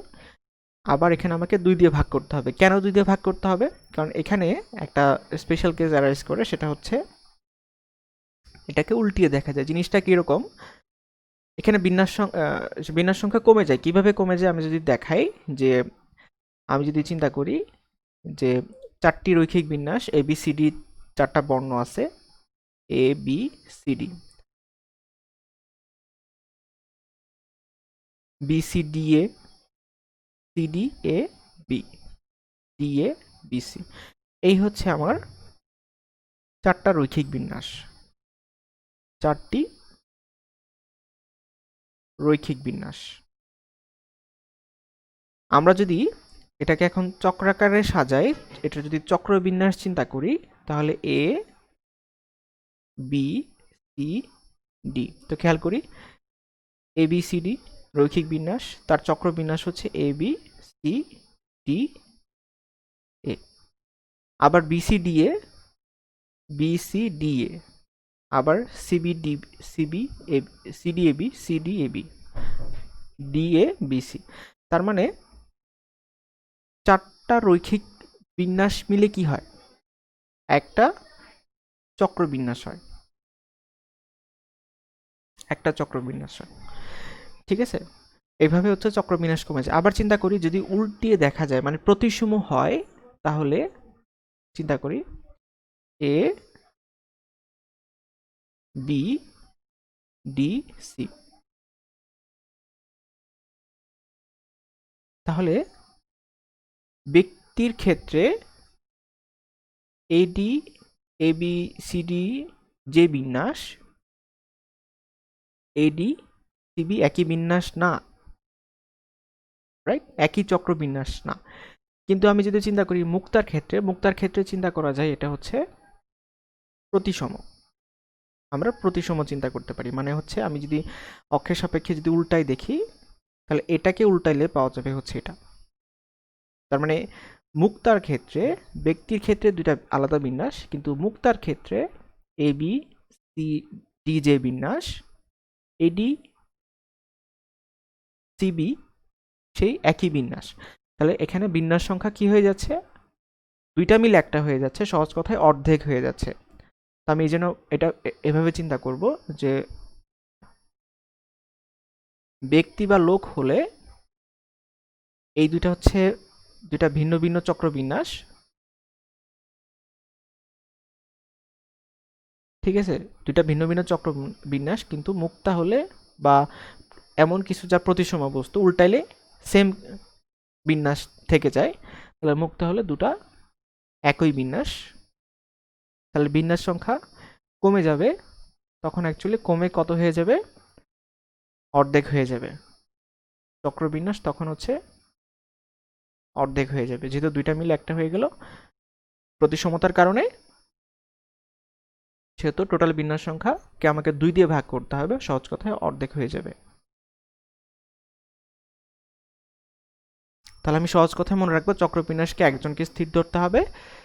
তাহলে 7 জন লোকের চক্রবিন্যাস হচ্ছে 6 ফ্যাক্টোরিয়াল, আর মুক্তার ক্ষেত্রে অর্থাৎ প্রতিসম বস্তুর ক্ষেত্রে আমাকে বিন্যাস সংখ্যা অর্ধেক হয়ে যাবে, মানে 2 দিয়ে ভাগ করতে হবে। তাহলে আসতেছে এটা 7টা, তাহলে একটাকে স্থির ধরলে হবে 6 ফ্যাক্টোরিয়াল, আর যেহেতু প্রতিসম এই জন্য 2 দিয়ে ভাগ, 6 ফ্যাক্টোরিয়াল বাই 2 ফ্যাক্টোরিয়াল।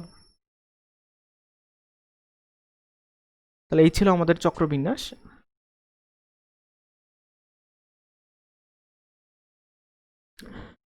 আচ্ছা, এরপর আমরা চলে যাব হচ্ছে টাইপ 4-এ। টাইপ 4 হচ্ছে আমরা, এটার নাম হচ্ছে বাক্সবন্দি মেথড। তো খেয়াল করি আমরা কিভাবে করব এটা।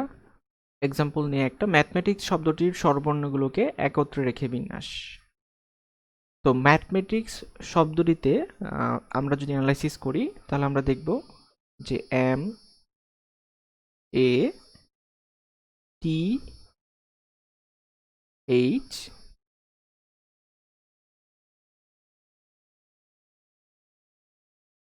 ই, আবার M A T I C S. তাহলে মোট বর্ণ আছে কয়টা? 1 2 3 4 5 6 7 8 9 10 11। মোট বর্ণ আছে 11টা, যেখানে 2টা এম, 2টা এ এবং 2টা টি। তো আমাকে বলতেছে যে স্বরবর্ণগুলোকে একত্রে রেখে বিন্যাস। তাহলে আমি যদি চিন্তা করি যে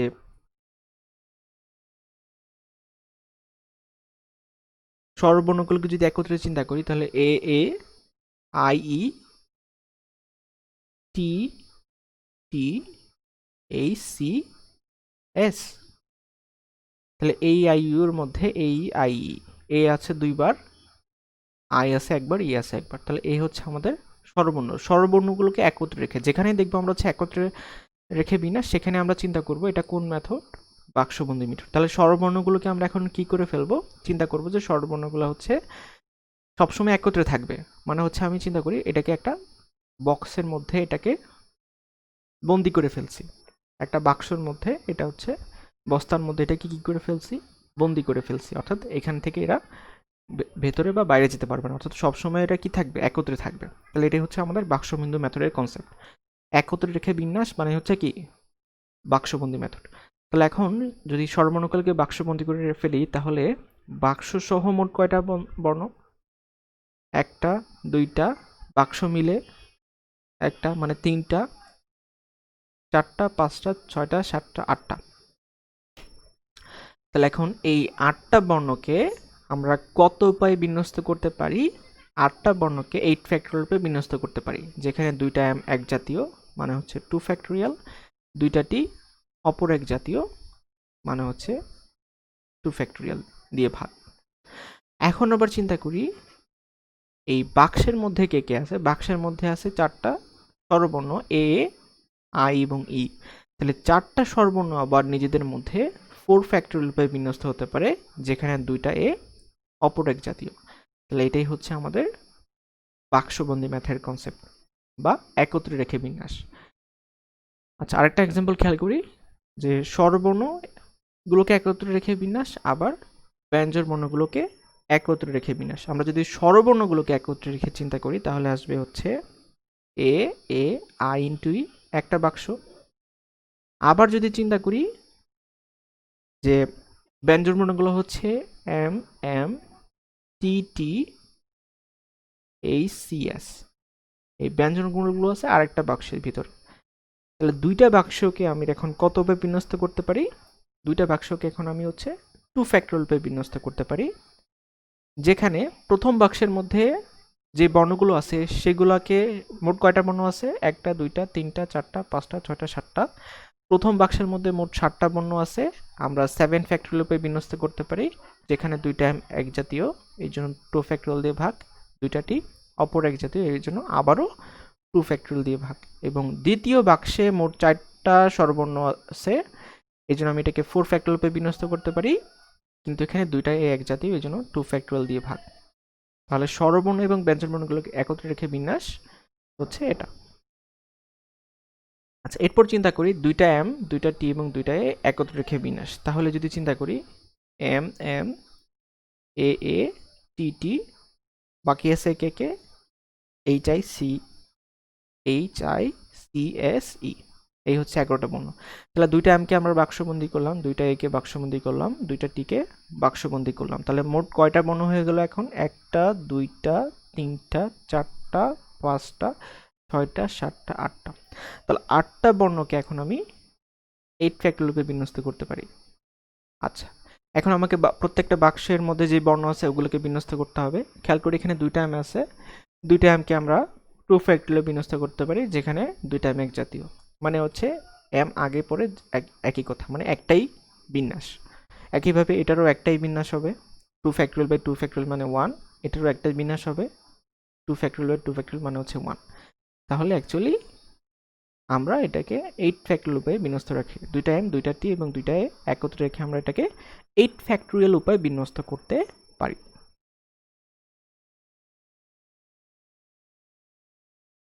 আচ্ছা, আমরা এরপর চলে যাব হচ্ছে আমাদের নেক্সট টাইপ, টাইপ 5 এ। আচ্ছা, টাইপ 5টা হচ্ছে ক্রম পরিবর্তন না করে বিন্যাস। ক্রম পরিবর্তন না করে বিন্যাস।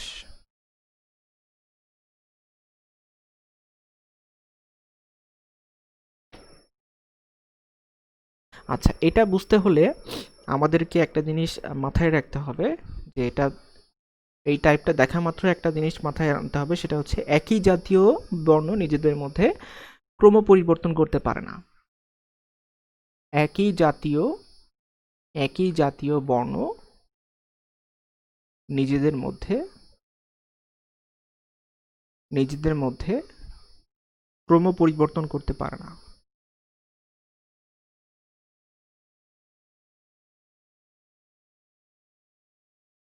একই জাতীয় বর্ণ নিজেদের মধ্যে ক্রম পরিবর্তন করতে পারে না। যেমন আমরা একটা এক্সাম্পল দিয়ে বুঝাই। যেমন মনে করি আমরা এখানে 3টা এ আছে, এ এ এ। আমি কি করলাম, এটাকে মাঝখানে নিয়ে গেলাম, তাহলে এটা কি হয়ে যাবে, এ চলে আসবে। আর এটাকে এখানে নিয়ে গেলাম, এখানে চলে আসলো। আর শেষের যে এটা আছে এটাকে আমি প্রথমে নিয়ে আসলাম, তাহলে এ হয়ে গেল। তাহলে এখন আমি যদি খেয়াল করি, যে প্রথমে ছিল এ, এখনো কি আছে এ, তাহলে এখানে কিছু চেঞ্জ হয়েছে না। তার মানে একই জাতীয় বর্ণ নিজেদের মধ্যে ক্রম পরিবর্তন করতে পারে না, এই কথাটা আমরা বুঝতে পারলাম এক্সাম্পল সহ। আচ্ছা, এখন আমরা কোশ্চেনে চলে যাই। তো আমাদের কোশ্চেনটা হচ্ছে, ম্যাথমেটিক্স শব্দটির স্বরবর্ণগুলি কত প্রকারে সাজানো যাবে যাতে করে স্বরবর্ণগুলো কি করে, ক্রম পরিবর্তন না করে। স্বরবর্ণগুলো ক্রম পরিবর্তন না করে। তাহলে ক্রম পরিবর্তন না করে এই কথাটা শুনলে আমাদের মাথায় একটা জিনিস আনতে হবে, যে থিওরিটা আনতে হবে, সেটা হচ্ছে একই জাতীয় বর্ণগুলা নিজেদের মধ্যে ক্রম পরিবর্তন করতে পারে না। তাহলে স্বরবর্ণগুলোকে এখন কি করতে হবে আমাকে? আমার কোশ্চেনে বলছে স্বরবর্ণগুলো ক্রম পরিবর্তন না করে, মানে স্বরবর্ণগুলোকে আমরা এখন একই জাতীয় চিন্তা করব। যেমন আমাকে ম্যাথমেটিক্স শব্দটিতে কি দিয়ে দিয়েছে, স্বরবর্ণগুলো হচ্ছে এ, ই, এ, আই, এই হচ্ছে 4টা স্বরবর্ণ। এখন এই 4টা স্বরবর্ণকে যদি ক্রম পরিবর্তন না করে, তাহলে আমরা এইটাকে একই জাতীয় চিন্তা করতে পারি, রাইট? আচ্ছা, তাহলে এখন আমি কি চিন্তা করব, একই জাতীয়। 4টা কি ই চিন্তা করতে পারি, অথবা 4টা কি এখন আমি কি চিন্তা করতে পারি, এ চিন্তা করতে পারি। 4টাকেই এ চিন্তা করতে পারি। আয়ের বদল এখানে চিন্তা করলাম এ, ই এর বদল এখানে চিন্তা করলাম এ, এস। তাহলে এখন এই 4টা স্বরবর্ণ কি হয়ে গেল, 4টা এ হয়ে গেল, অর্থাৎ একই জাতীয় বর্ণ চিন্তা করতে পারি। আচ্ছা, এখন যদি আমি বিন্যাস বের করি তাহলে কত আসে? মোট কয়টা বর্ণ আছে এখানে?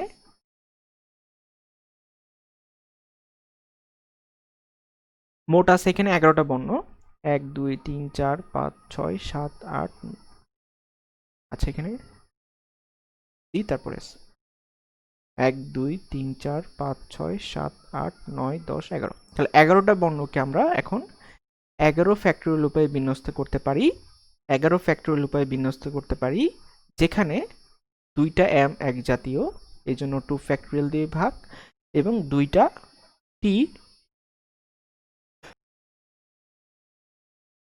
t আরেক জাতীয়, এই জন্য 2 ফ্যাক্টরিয়াল দিয়ে ভাগ, এবং 4টা a অপর এক জাতীয়, এই জন্য 4 ফ্যাক্টরিয়াল দিয়ে ভাগ। তাহলে এটাই হচ্ছে আমাদের অ্যান্সার, যে ম্যাথমেটিক্স শব্দটির স্বরবর্ণগুলোকে কত প্রকারে সাজানো যাবে যাতে স্বরবর্ণগুলো ক্রম পরিবর্তন না করে। ক্রম পরিবর্তন করতে পারবে না, তাহলে আমি স্বরবর্ণগুলো একই জাতীয় চিন্তা করতে পারি। তাহলে স্বরবর্ণগুলোকে একই জাতীয় চিন্তা করে মোট বিন্যাস হচ্ছে আমাদের অ্যান্সার, অর্থাৎ 11 factorial by 2 factorial by 2 factorial by 4 factorial, এটাই হচ্ছে আমাদের অ্যান্সার। আচ্ছা, তো এরপরে আমরা চলে যাব হচ্ছে আমাদের নেক্সট টাইপ 6-এ, সেটা হচ্ছে আপেক্ষিক অবস্থান পরিবর্তন না করে বিন্যাস। টাইপ 6 হচ্ছে আমাদের আপেক্ষিক অবস্থান পরিবর্তন না করে বিন্যাস।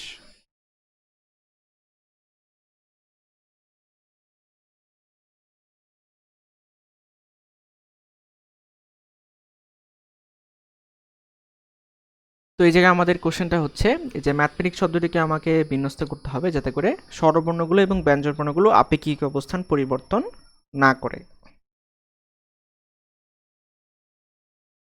তো খেয়াল করি স্বরবর্ণগুলা কি কি হচ্ছে, এ, ই, এ, আই, এই হচ্ছে আমাদের 4টা স্বরবর্ণ। তাহলে স্বরবর্ণগুলো আপেক্ষিক অবস্থান পরিবর্তন করবে না, অর্থাৎ স্বরবর্ণগুলো স্বরবর্ণের জায়গায় থাকবে, মানে নিজেদের মধ্যে বিন্যস্ত হবে। স্বরবর্ণ কখনো ব্যঞ্জনবর্ণের জায়গায় যাবে না। অর্থাৎ আমি চিন্তা করি এ কখনো টি এর জায়গায় যাবে না, কিন্তু এ ইচ্ছা করলে কোথায় যেতে পারে, ই এর জায়গায় যেতে পারে। ই কখনো এম এর জায়গায় যাবে না, কখনো যাবে না। ই ইচ্ছা করলে এর জায়গায় যেতে পারে, ই ইচ্ছা করলে আয়ের জায়গায় যেতে পারে। অর্থাৎ স্বরবর্ণগুলো নিজেদের মধ্যে বিন্যস্ত হবে, আবার ব্যঞ্জন বর্ণগুলো নিজেদের মধ্যে বিন্যস্ত হবে। তাহলে এম এর জায়গায় টি যেতে পারে, টি এর জায়গায় এম যেতে পারে, কিন্তু এম কখনো সেকেন্ড পজিশনে, অর্থাৎ এটা হচ্ছে 2 নাম্বার পজিশন, এটা হচ্ছে 3 নাম্বার পজিশন, এটা 1 নাম্বার। তাহলে এম 1 নাম্বার পজিশন থেকে 3 নাম্বার পজিশনে যেতে পারে, কিন্তু কখনো 2 নাম্বার পজিশনে যাবে না। তাহলে এটা হচ্ছে আপেক্ষিক অবস্থান পরিবর্তন না করে বিন্যাস। তাহলে এখন যদি আমি খেয়াল করি যে 11টার মধ্যে 4টা হচ্ছে কি স্বরবর্ণ, তাহলে 4টা স্বরবর্ণকে আমি কত উপায়ে নিজেদের মধ্যে বিন্যস্ত করতে পারি, 4 ফ্যাক্টরিয়াল উপায়ে, যেখানে হচ্ছে 2টা এ এক জাতীয়। তারপর বাকি থাকে কয়টা ব্যঞ্জনবর্ণ, 1টা 2টা 3টা 4টা 5টা 6টা 7টা। 7টা ব্যঞ্জনবর্ণকে আমরা নিজেদের মধ্যে 7 ফ্যাক্টরিয়াল উপায়ে বিন্যস্ত করতে পারি, যেখানে হচ্ছে 2টা এম এবং এক জাতীয় এবং 2টা টি অপর এক জাতীয়। তাহলে 2 ফ্যাক্টরিয়াল বাই 2 ফ্যাক্টরিয়াল। তো এটাই হচ্ছে আমাদের আপেক্ষিক অবস্থান পরিবর্তন না করে বিন্যাস। আচ্ছা, এরপর আমরা যে টাইপটা দেখবো, এই টাইপটা অনেকটা কিসের মতো, তিলমোহর বা হচ্ছে পেরেক লাগানোর মতো, অর্থাৎ ফিক্সড হয়ে যায়। এটার অর্থ হচ্ছে ফিক্সড হয়ে গেলে কি হয়, ফিক্সড হয়ে গেলে ওইটা কোনো বিন্যাসে ইফেক্ট ফেলে না, বিন্যাসে কোনো প্রভাব ফেলে না। তাহলে বিন্যাস থেকে আমি ওটাকে বাদ চিন্তা করতে পারি, ওটাকে বাদ দিয়ে চিন্তা করতে পারি, বিন্যাসে ইফেক্ট ফেলে না। যেমন একটা এক্সাম্পল নিই, ম্যাথমেটিক্স শব্দটির বর্ণগুলো কত প্রকারের সাজানো যাবে যাতে করে প্রথম এবং শেষে টি থাকে। তাহলে আমি চিন্তা করলাম প্রথমেও টি আছে, আবার হচ্ছে শেষেও টি আছে, মাঝখানে কে কে আছে, এম এ এইচ, তারপরে হচ্ছে M A I C H C S. তাহলে প্রথমে এবং শেষে টি থাকবে, মানে হচ্ছে অবশ্যই টি থাকবে, মানে হচ্ছে এটা কি, প্রথমে এবং শেষে টি ফিক্সড, মানে হচ্ছে সিলমোহর মেরে দিছি বা পেরেক লাগাই দিছি, পেরেক লাগালে কি হবে, ওটা ফিক্সড হয়ে যাবে, মানে হচ্ছে তাহলে ওটা বিন্যাসে কোনো ইফেক্ট ফেলবে না, ওটা আর বিন্যস্ত হইতে পারবে না। সহজ কথা, আমি এটা বিন্যাস থেকে কি করব, বাদ দিয়ে চিন্তা করব। তাহলে এখন মোট থাকতেছে তাহলে কয়টা পণ্য, 11টা থেকে 2টা চলে গেলে 9টা, 1টা 2টা 3টা 4টা 5টা 6টা 7টা 8টা, আরেকটা হচ্ছে এখানে ই আছে একটা, 9টা। তাহলে 9টা বর্ণকে আমরা এখন কত উপায়ে বিন্যস্ত করতে পারি, 9টা বর্ণকে এখন আমরা 9 ফ্যাক্টরিয়াল রূপে বিন্যস্ত করতে পারি, যেখানে দুইটা m এক জাতীয়, দুইটা a অপর এক জাতীয়। 2 ফ্যাক্টরিয়াল 2 ফ্যাক্টরিয়াল। আচ্ছা, এরপর চিন্তা করি স্বরবর্ণগুলো স্থান পরিবর্তন না করে। তাহলে এ হচ্ছে আমাদের mathematics, M A T H E M A T I C S. এখন বলছে এখানে স্বরবর্ণগুলো স্থান পরিবর্তন না করে, তাহলে স্বরবর্ণগুলো হচ্ছে এ ই এ আই। যেহেতু স্থান পরিবর্তন করবে না, মানে হচ্ছে এ এর জায়গায় থাকবে, ই এর জায়গায় থাকবে, এর জায়গায় থাকবে, আই এর জায়গায় থাকবে। তার মানে আমি এদেরকে কি করব, পেরেক লাগাই দিব। তার মানে এটা ফিক্সড হয়ে যাবে, এরা আর বিন্যস্ত হইতে পারবে না। বিন্যস্ত যদি না হইতে পারে, তাহলে আমি এদেরকে চিন্তা থেকে, আমাদের থিঙ্কিং থেকে বাদ দিব। তাহলে বাদ দিলে বাকি থাকতেছে কয়টা বর্ণ? 1টা 2টা 3টা 4টা 5টা 6টা 7টা। বাকি থাকতেছে 7টা বর্ণ।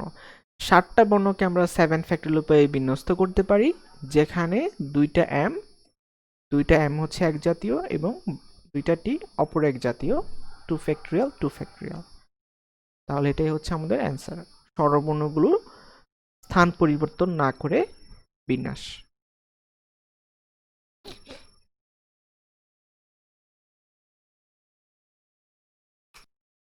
আচ্ছা, এরপরে আমরা যে টাইপ 8-এ চলে যাব। টাইপ 8-এ যে আমরা ম্যাথটা করব সেটা হচ্ছে 14 জন বিএসসি এবং 11 জন আইসি এর ছাত্রকে কত প্রকারে সাজানো যাবে? শর্ত হচ্ছে 2 জন আইসি এর ছাত্র কখনোই পাশাপাশি থাকবে না। 2 জন বিএসসি ছাত্র পাশাপাশি থাকতেও পারে, নাও থাকতে পারে, ডাজন্ট ম্যাটার। আমরা হচ্ছে দুইটা ম্যাথ করব, একটা হচ্ছে রৈখিকভাবে কত প্রকারের সাজানো যেতে পারে, আর একটা হচ্ছে চক্রাকারে কত প্রকারের সাজানো যেতে পারে। তো এই দুইটাই হচ্ছে হাই ফ্রিকোয়েন্সি ম্যাথ, মানে হচ্ছে অনেক বেশি বেশি আসে। তো আমরা দেখি, প্রথম হচ্ছে আমরা সলিউশনে যাই। আমরা 1 নাম্বারটা সলিউশন করতে চাই, রৈখিকভাবে কত প্রকারে তাদেরকে আমরা সাজাতে পারি। তো চিন্তা করি, প্রথমে 14 জন বিএসসির ছাত্র আছে আর 11 জন আইএসসির ছাত্র আছে। তো আমরা চিন্তা করব যে এই হচ্ছে আমাদের 14 জন বিএসসির ছাত্র, 1 2 3 4 5 6 7 8 9 10 11 12 13 14। তাহলে এই 14 জন বিএসসি ছাত্রের মধ্যে এখানে মাঝখানে মোট কয়টা স্থান ফাঁকা আছে? 1টা 2টা 3টা 4টা 5টা 6টা 7টা 8টা 9টা 10টা 11টা 12টা 13টা। মাঝখানে আছে হচ্ছে 14 জনের মধ্যে 13টা ফাঁকা স্থান আছে। আর সামনে পেছনে কয়টা? সামনে একটা, পেছনে একটা। তাহলে মোট কয়টা স্থান আছে? 15টা। তাহলে আমি কি করব, এই 15টা ফাঁকা স্থানে হচ্ছে 11 জনের আইসি ছাত্রকে বসাবো, সাজাবো। কত প্রকারে আমি সাজাতে পারি? তো খেয়াল করি, এই 15টি ফাঁকা স্থানে 14 জন বিএসসি ছাত্রের মধ্যে আছে মোট 15টা ফাঁকা স্থান, যেখানে আমি আইসি ছাত্র বসাতে পারি। তাহলে এই 15টা স্থানে 11 জন আইসি এর ছাত্রকে 11 জন আইসির ছাত্রকে আমি সাজাতে পারি কত উপায়ে? আইসি এর ছাত্রকে 15 পারমিটেশন 11, এত উপায়ে সাজানো যাবে, রাইট? আচ্ছা, আবার চিন্তা করি যে 14 জন বিএসসির ছাত্রকে নিজেদের মধ্যে কত উপায়ে সাজানো যাবে। আবার 14 জন বিএসসি এর ছাত্রকে নিজেদের মধ্যে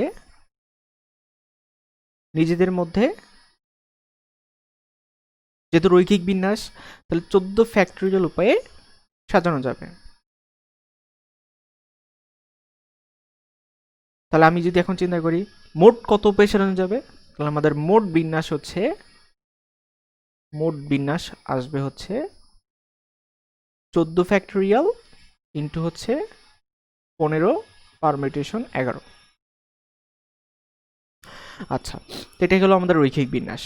এখন যদি চিন্তা করি চক্র বিন্যাস কি হবে, আমাদের 2 নাম্বার সলিউশন। চক্রাকারে আমি কত উপায়ে সাজাতে পারি?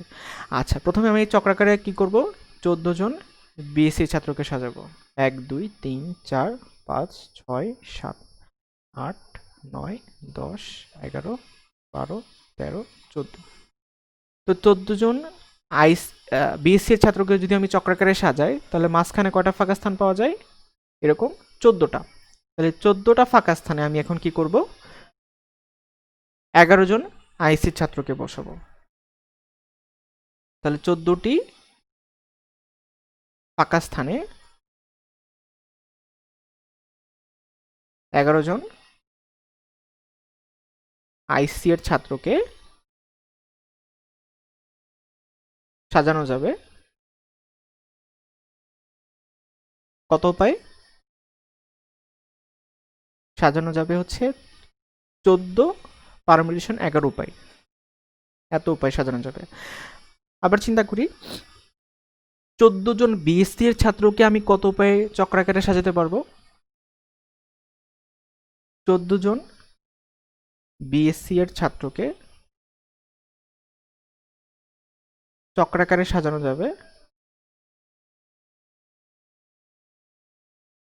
চক্রাকারে সাজানোর কনসেপ্ট কি? সাজানোর কনসেপ্ট হচ্ছে আমাকে যে কোনো একজনকে কি করতে হবে, স্থির ধরতে হবে। যে কোনো একজনকে আমাকে স্থির ধরতে হবে। তাহলে আছে কয়জন? 14 জন। একজনকে স্থির ধরলে কত হবে? 13 জন।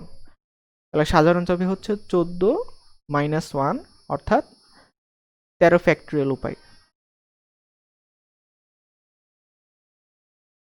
তাহলে আমাদের মোট বিন্যাস আসতেছে কত? মোট চক্র বিন্যাস আসতেছে 13 ফ্যাক্টরিয়াল ইন্টু হচ্ছে 14 পারমিটেশন 11। তাহলে এটা হচ্ছে আমাদের মোট বিন্যাস।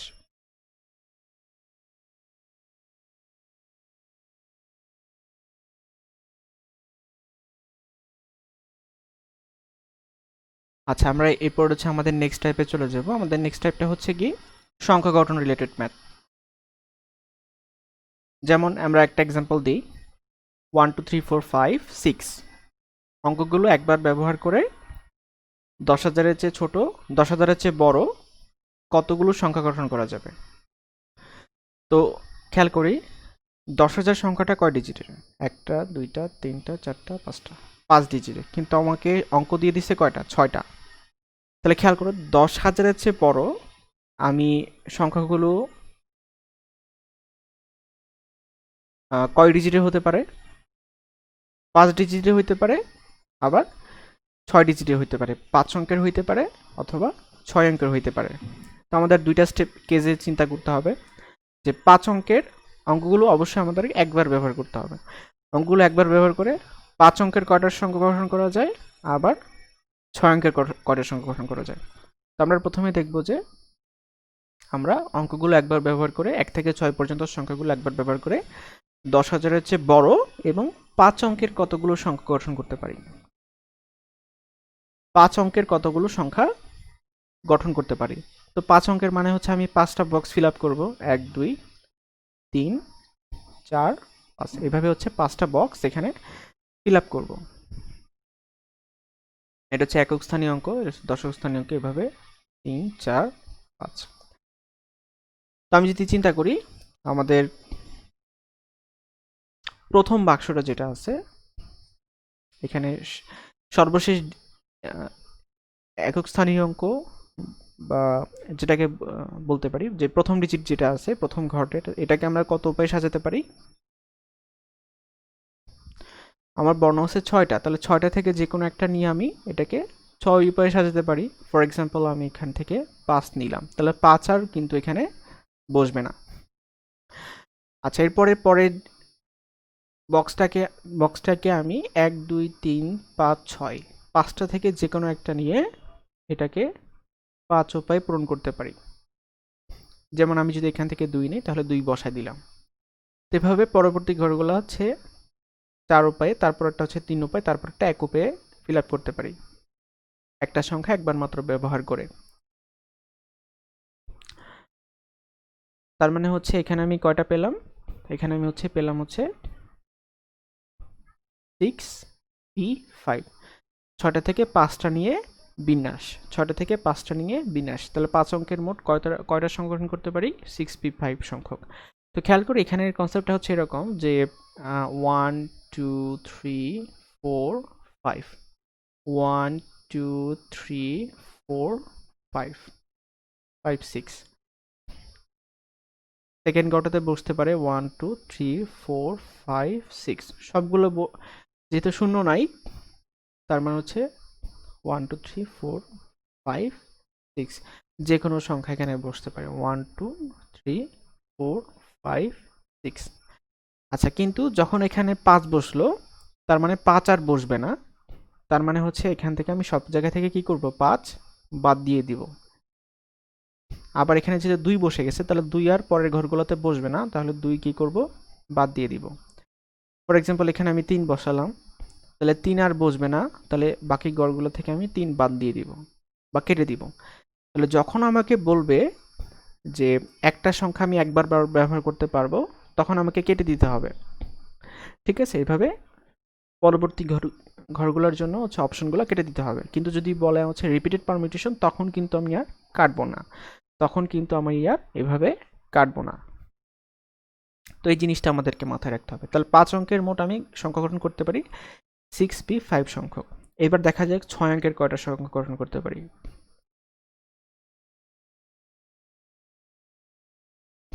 তাহলে আমাকে 6টা বক্স ফিল আপ করতে হবে, 1 2 3 4 5 6। আমার বর্ণ আছে কয়টা, 6টা। তাহলে 6টা থেকে 6টা নিয়ে আমি কত উপায়ে বিন্যস্ত করতে পারি, 6p6 অর্থাৎ 6 ফ্যাক্টোরিয়াল উপায়ে বিন্যস্ত করতে পারি। তাহলে আমার 5 অঙ্কের সংখ্যা মোট 6p5 আর 6 অঙ্কের হচ্ছে 6 বা 6 ফ্যাক্টোরিয়াল। তাহলে মোট কতগুলো সংখ্যা গঠন করতে পারে, মোট কতগুলো সংখ্যা গঠন সম্ভব, 5 অঙ্কের 6p5 আর 6 অঙ্কের 6 ফ্যাক্টোরিয়াল। আচ্ছা, নেক্সট টাইপে আমরা হচ্ছে আর একটু কঠিন ম্যাথ দেখব। তাহলে আমাদের সংখ্যা গঠন রিলেটেড যত ম্যাথ আছে আশা করি সবগুলোই আমরা হচ্ছে নিজে নিজে করতে পারবো। আচ্ছা, আমাদের নেক্সট কোশ্চেনটা হচ্ছে 0 1 2 3 5 6 অঙ্কগুলো একবার ব্যবহার করে 10,000-এর চেয়ে ছোট কতগুলো সংখ্যা গঠন করা যাবে। তো এখানে খেয়াল করি আমার ডিজিট দেওয়া আছে কয়টা, এখানে 6টা। এখানে হচ্ছে 0 আছে, আবার এখানে হচ্ছে 4 নাই, এই জিনিসটা কিন্তু মাথায় রাখতে হবে। 0 1 2 3 5 এবং 6 অঙ্কগুলো একবার ব্যবহার করে 10,000-এর চেয়ে ছোট, 10,000-এর চেয়ে বড় কতগুলো সংখ্যা গঠন করা যাবে। তাহলে এখানে 10,000-এর বড় সংখ্যাগুলো 5 অঙ্কের হইতে পারে, 6 অঙ্কের হইতে পারে, 5 অঙ্কের হইতে পারে, 6 অঙ্কের হইতে পারে। তো আমি প্রথমে হচ্ছে খেয়াল করি যে 5 অঙ্কের কতগুলো সংখ্যা গঠন করা যেতে পারে। আচ্ছা, এখানে একটু কারেকশন আছে আমাদের। আচ্ছা, এখানে আমাদের হবে হচ্ছে কতগুলো জোড় সংখ্যা গঠন করা যেতে পারে, কতগুলো জোড় সংখ্যা গঠন করা যেতে পারে। তাহলে 5 অঙ্কের, আচ্ছা জোড় সংখ্যা মানে কি, শেষে অবশ্যই কি থাকবে, 0 থাকবে অথবা 2 থাকবে অথবা 6 থাকবে, 0 অথবা যে কোনো 0 থাকবে অথবা যে কোনো জোড় সংখ্যা থাকবে, তাহলে পুরো অঙ্কটা কি হবে, জোড় সংখ্যা হবে। এখন চিন্তা করি 5 অঙ্কের কতগুলো জোড় সংখ্যা গঠন করা যেতে পারে। তো চিন্তা করি 1 2 3 4 5, এই হচ্ছে আমাদের 5টা ডিজিট। তো প্রথম ঘরে নিশ্চয়ই 0 বসবে না, তাহলে 0 ব্যতীত যে কোনো সংখ্যা বসতে পারে, 1 অথবা 2 অথবা 3 অথবা 5 অথবা 6। এবং শেষ অঙ্ক জোড় হইতে হলে অবশ্যই আমাকে 0 বসবে অথবা 2 বসবে অথবা 6 বসবে, এবং মাঝখানে ডিজিটে যে কোনো সংখ্যা বসতে পারে, 0 অথবা 1 অথবা 2 অথবা 3 অথবা 5 অথবা 6, যে কোনো সংখ্যা বসতে পারে। তো এখানে একটা সমস্যা আছে, সেটা হচ্ছে তো ম্যাথ করার সময় যখন আমরা সবচেয়ে ছোট সেট থেকে আগাবো, ঠিক আছে, নিয়ম হচ্ছে সবচেয়ে ছোট সেট থেকে আগানো, এবং এই ছোট যে সেটগুলো অবশ্যই এটা বড় সেটগুলোর উপসেট হইতে হবে।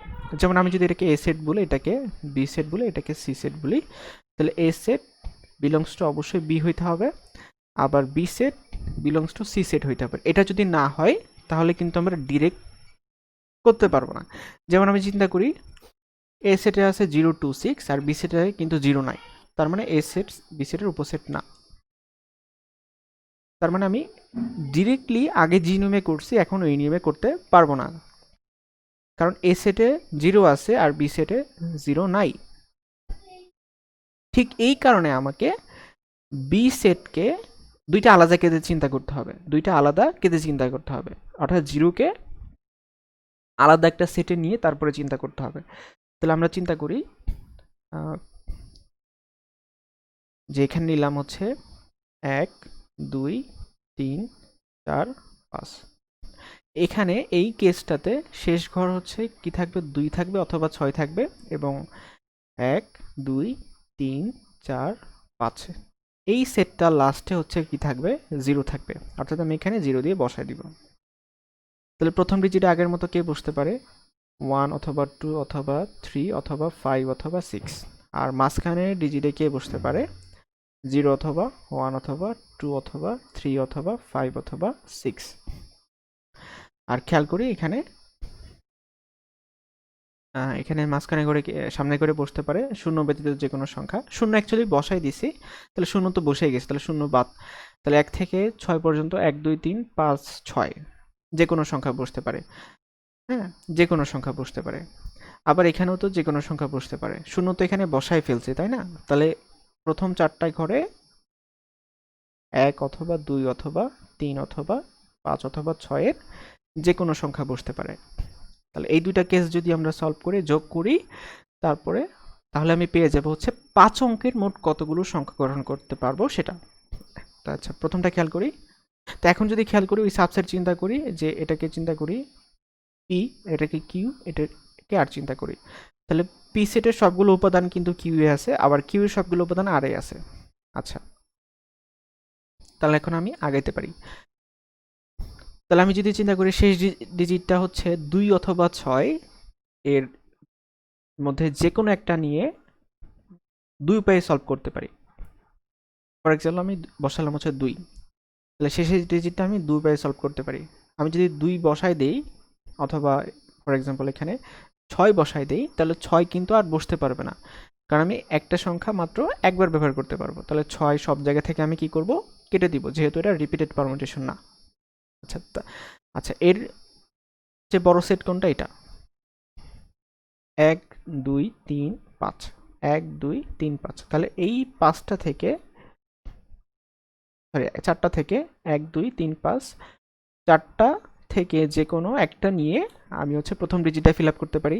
কিভাবে, আমি যে কোনো ফর এক্সাম্পল আমি 3 নিলাম, তাহলে 3 কিন্তু আর বসবে না, তাহলে প্রথম ঘরটা আমি 4 উপায়ে ফিল আপ করতে পারি।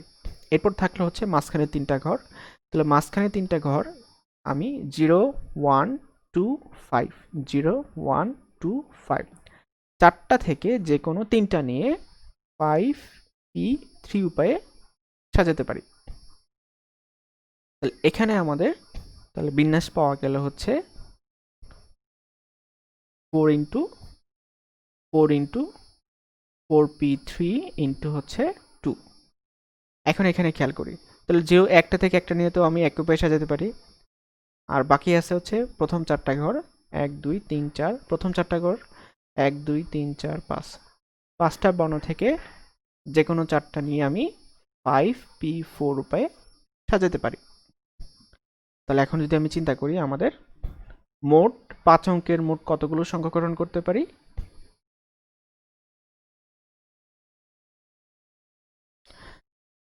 5 অঙ্কের মোট কতগুলো সংখ্যা গঠন করতে পারি,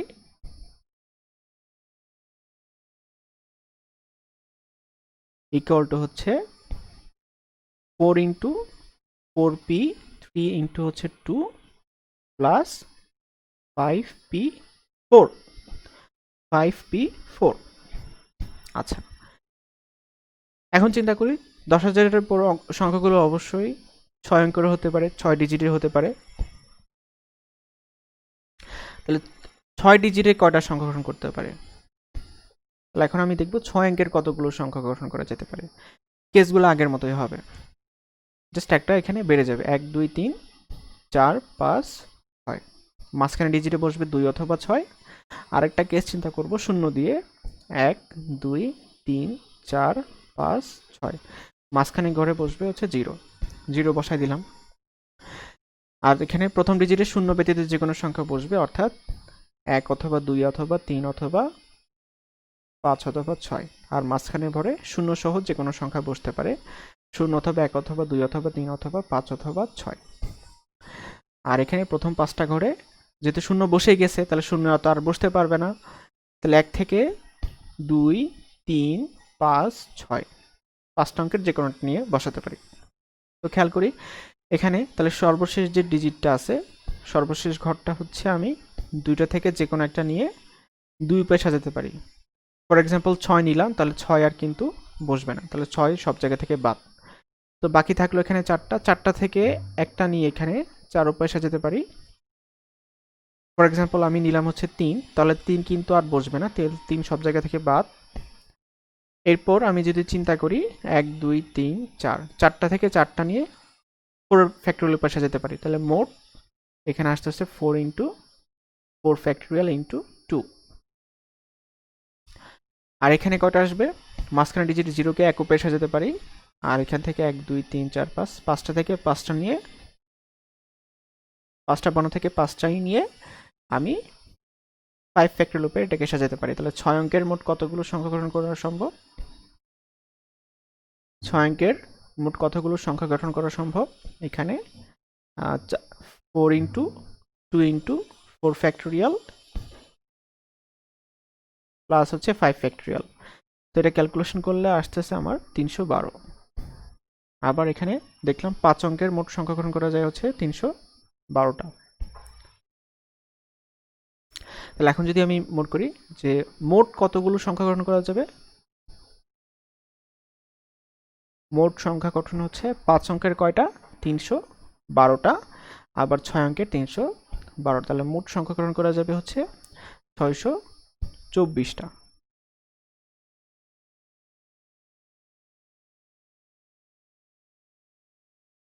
আচ্ছা, এই ছিল আমাদের 5 অঙ্কের এবং 6 অঙ্কের মোট কতগুলো জোড় সংখ্যা গঠন করা যেতে পারে সেই ম্যাথ। তো আশা করি এই ম্যাথটা, এই টাইপটা পারলে হচ্ছে আশা করি সংখ্যা রিলেটেড যত ম্যাথ আছে বিন্যাসের আমরা হচ্ছে সবগুলোই সলভ করতে পারবো চেষ্টা করলে। তো এই ছিল আমাদের আজকের আলোচনা, বিন্যাস রিলেটেড আলোচনা। তো কোথাও যদি ভিডিওটি কোথাও যদি কারো কোনো ম্যাথে যদি বুঝতে অসুবিধা হয়ে থাকে তা আমাদেরকে কমেন্টে জানাতে পারেন, আর ভালো লাগলে অবশ্যই ফ্রেন্ডসদের সাথে এটা শেয়ার করতে পারেন। ধন্যবাদ সবাইকে।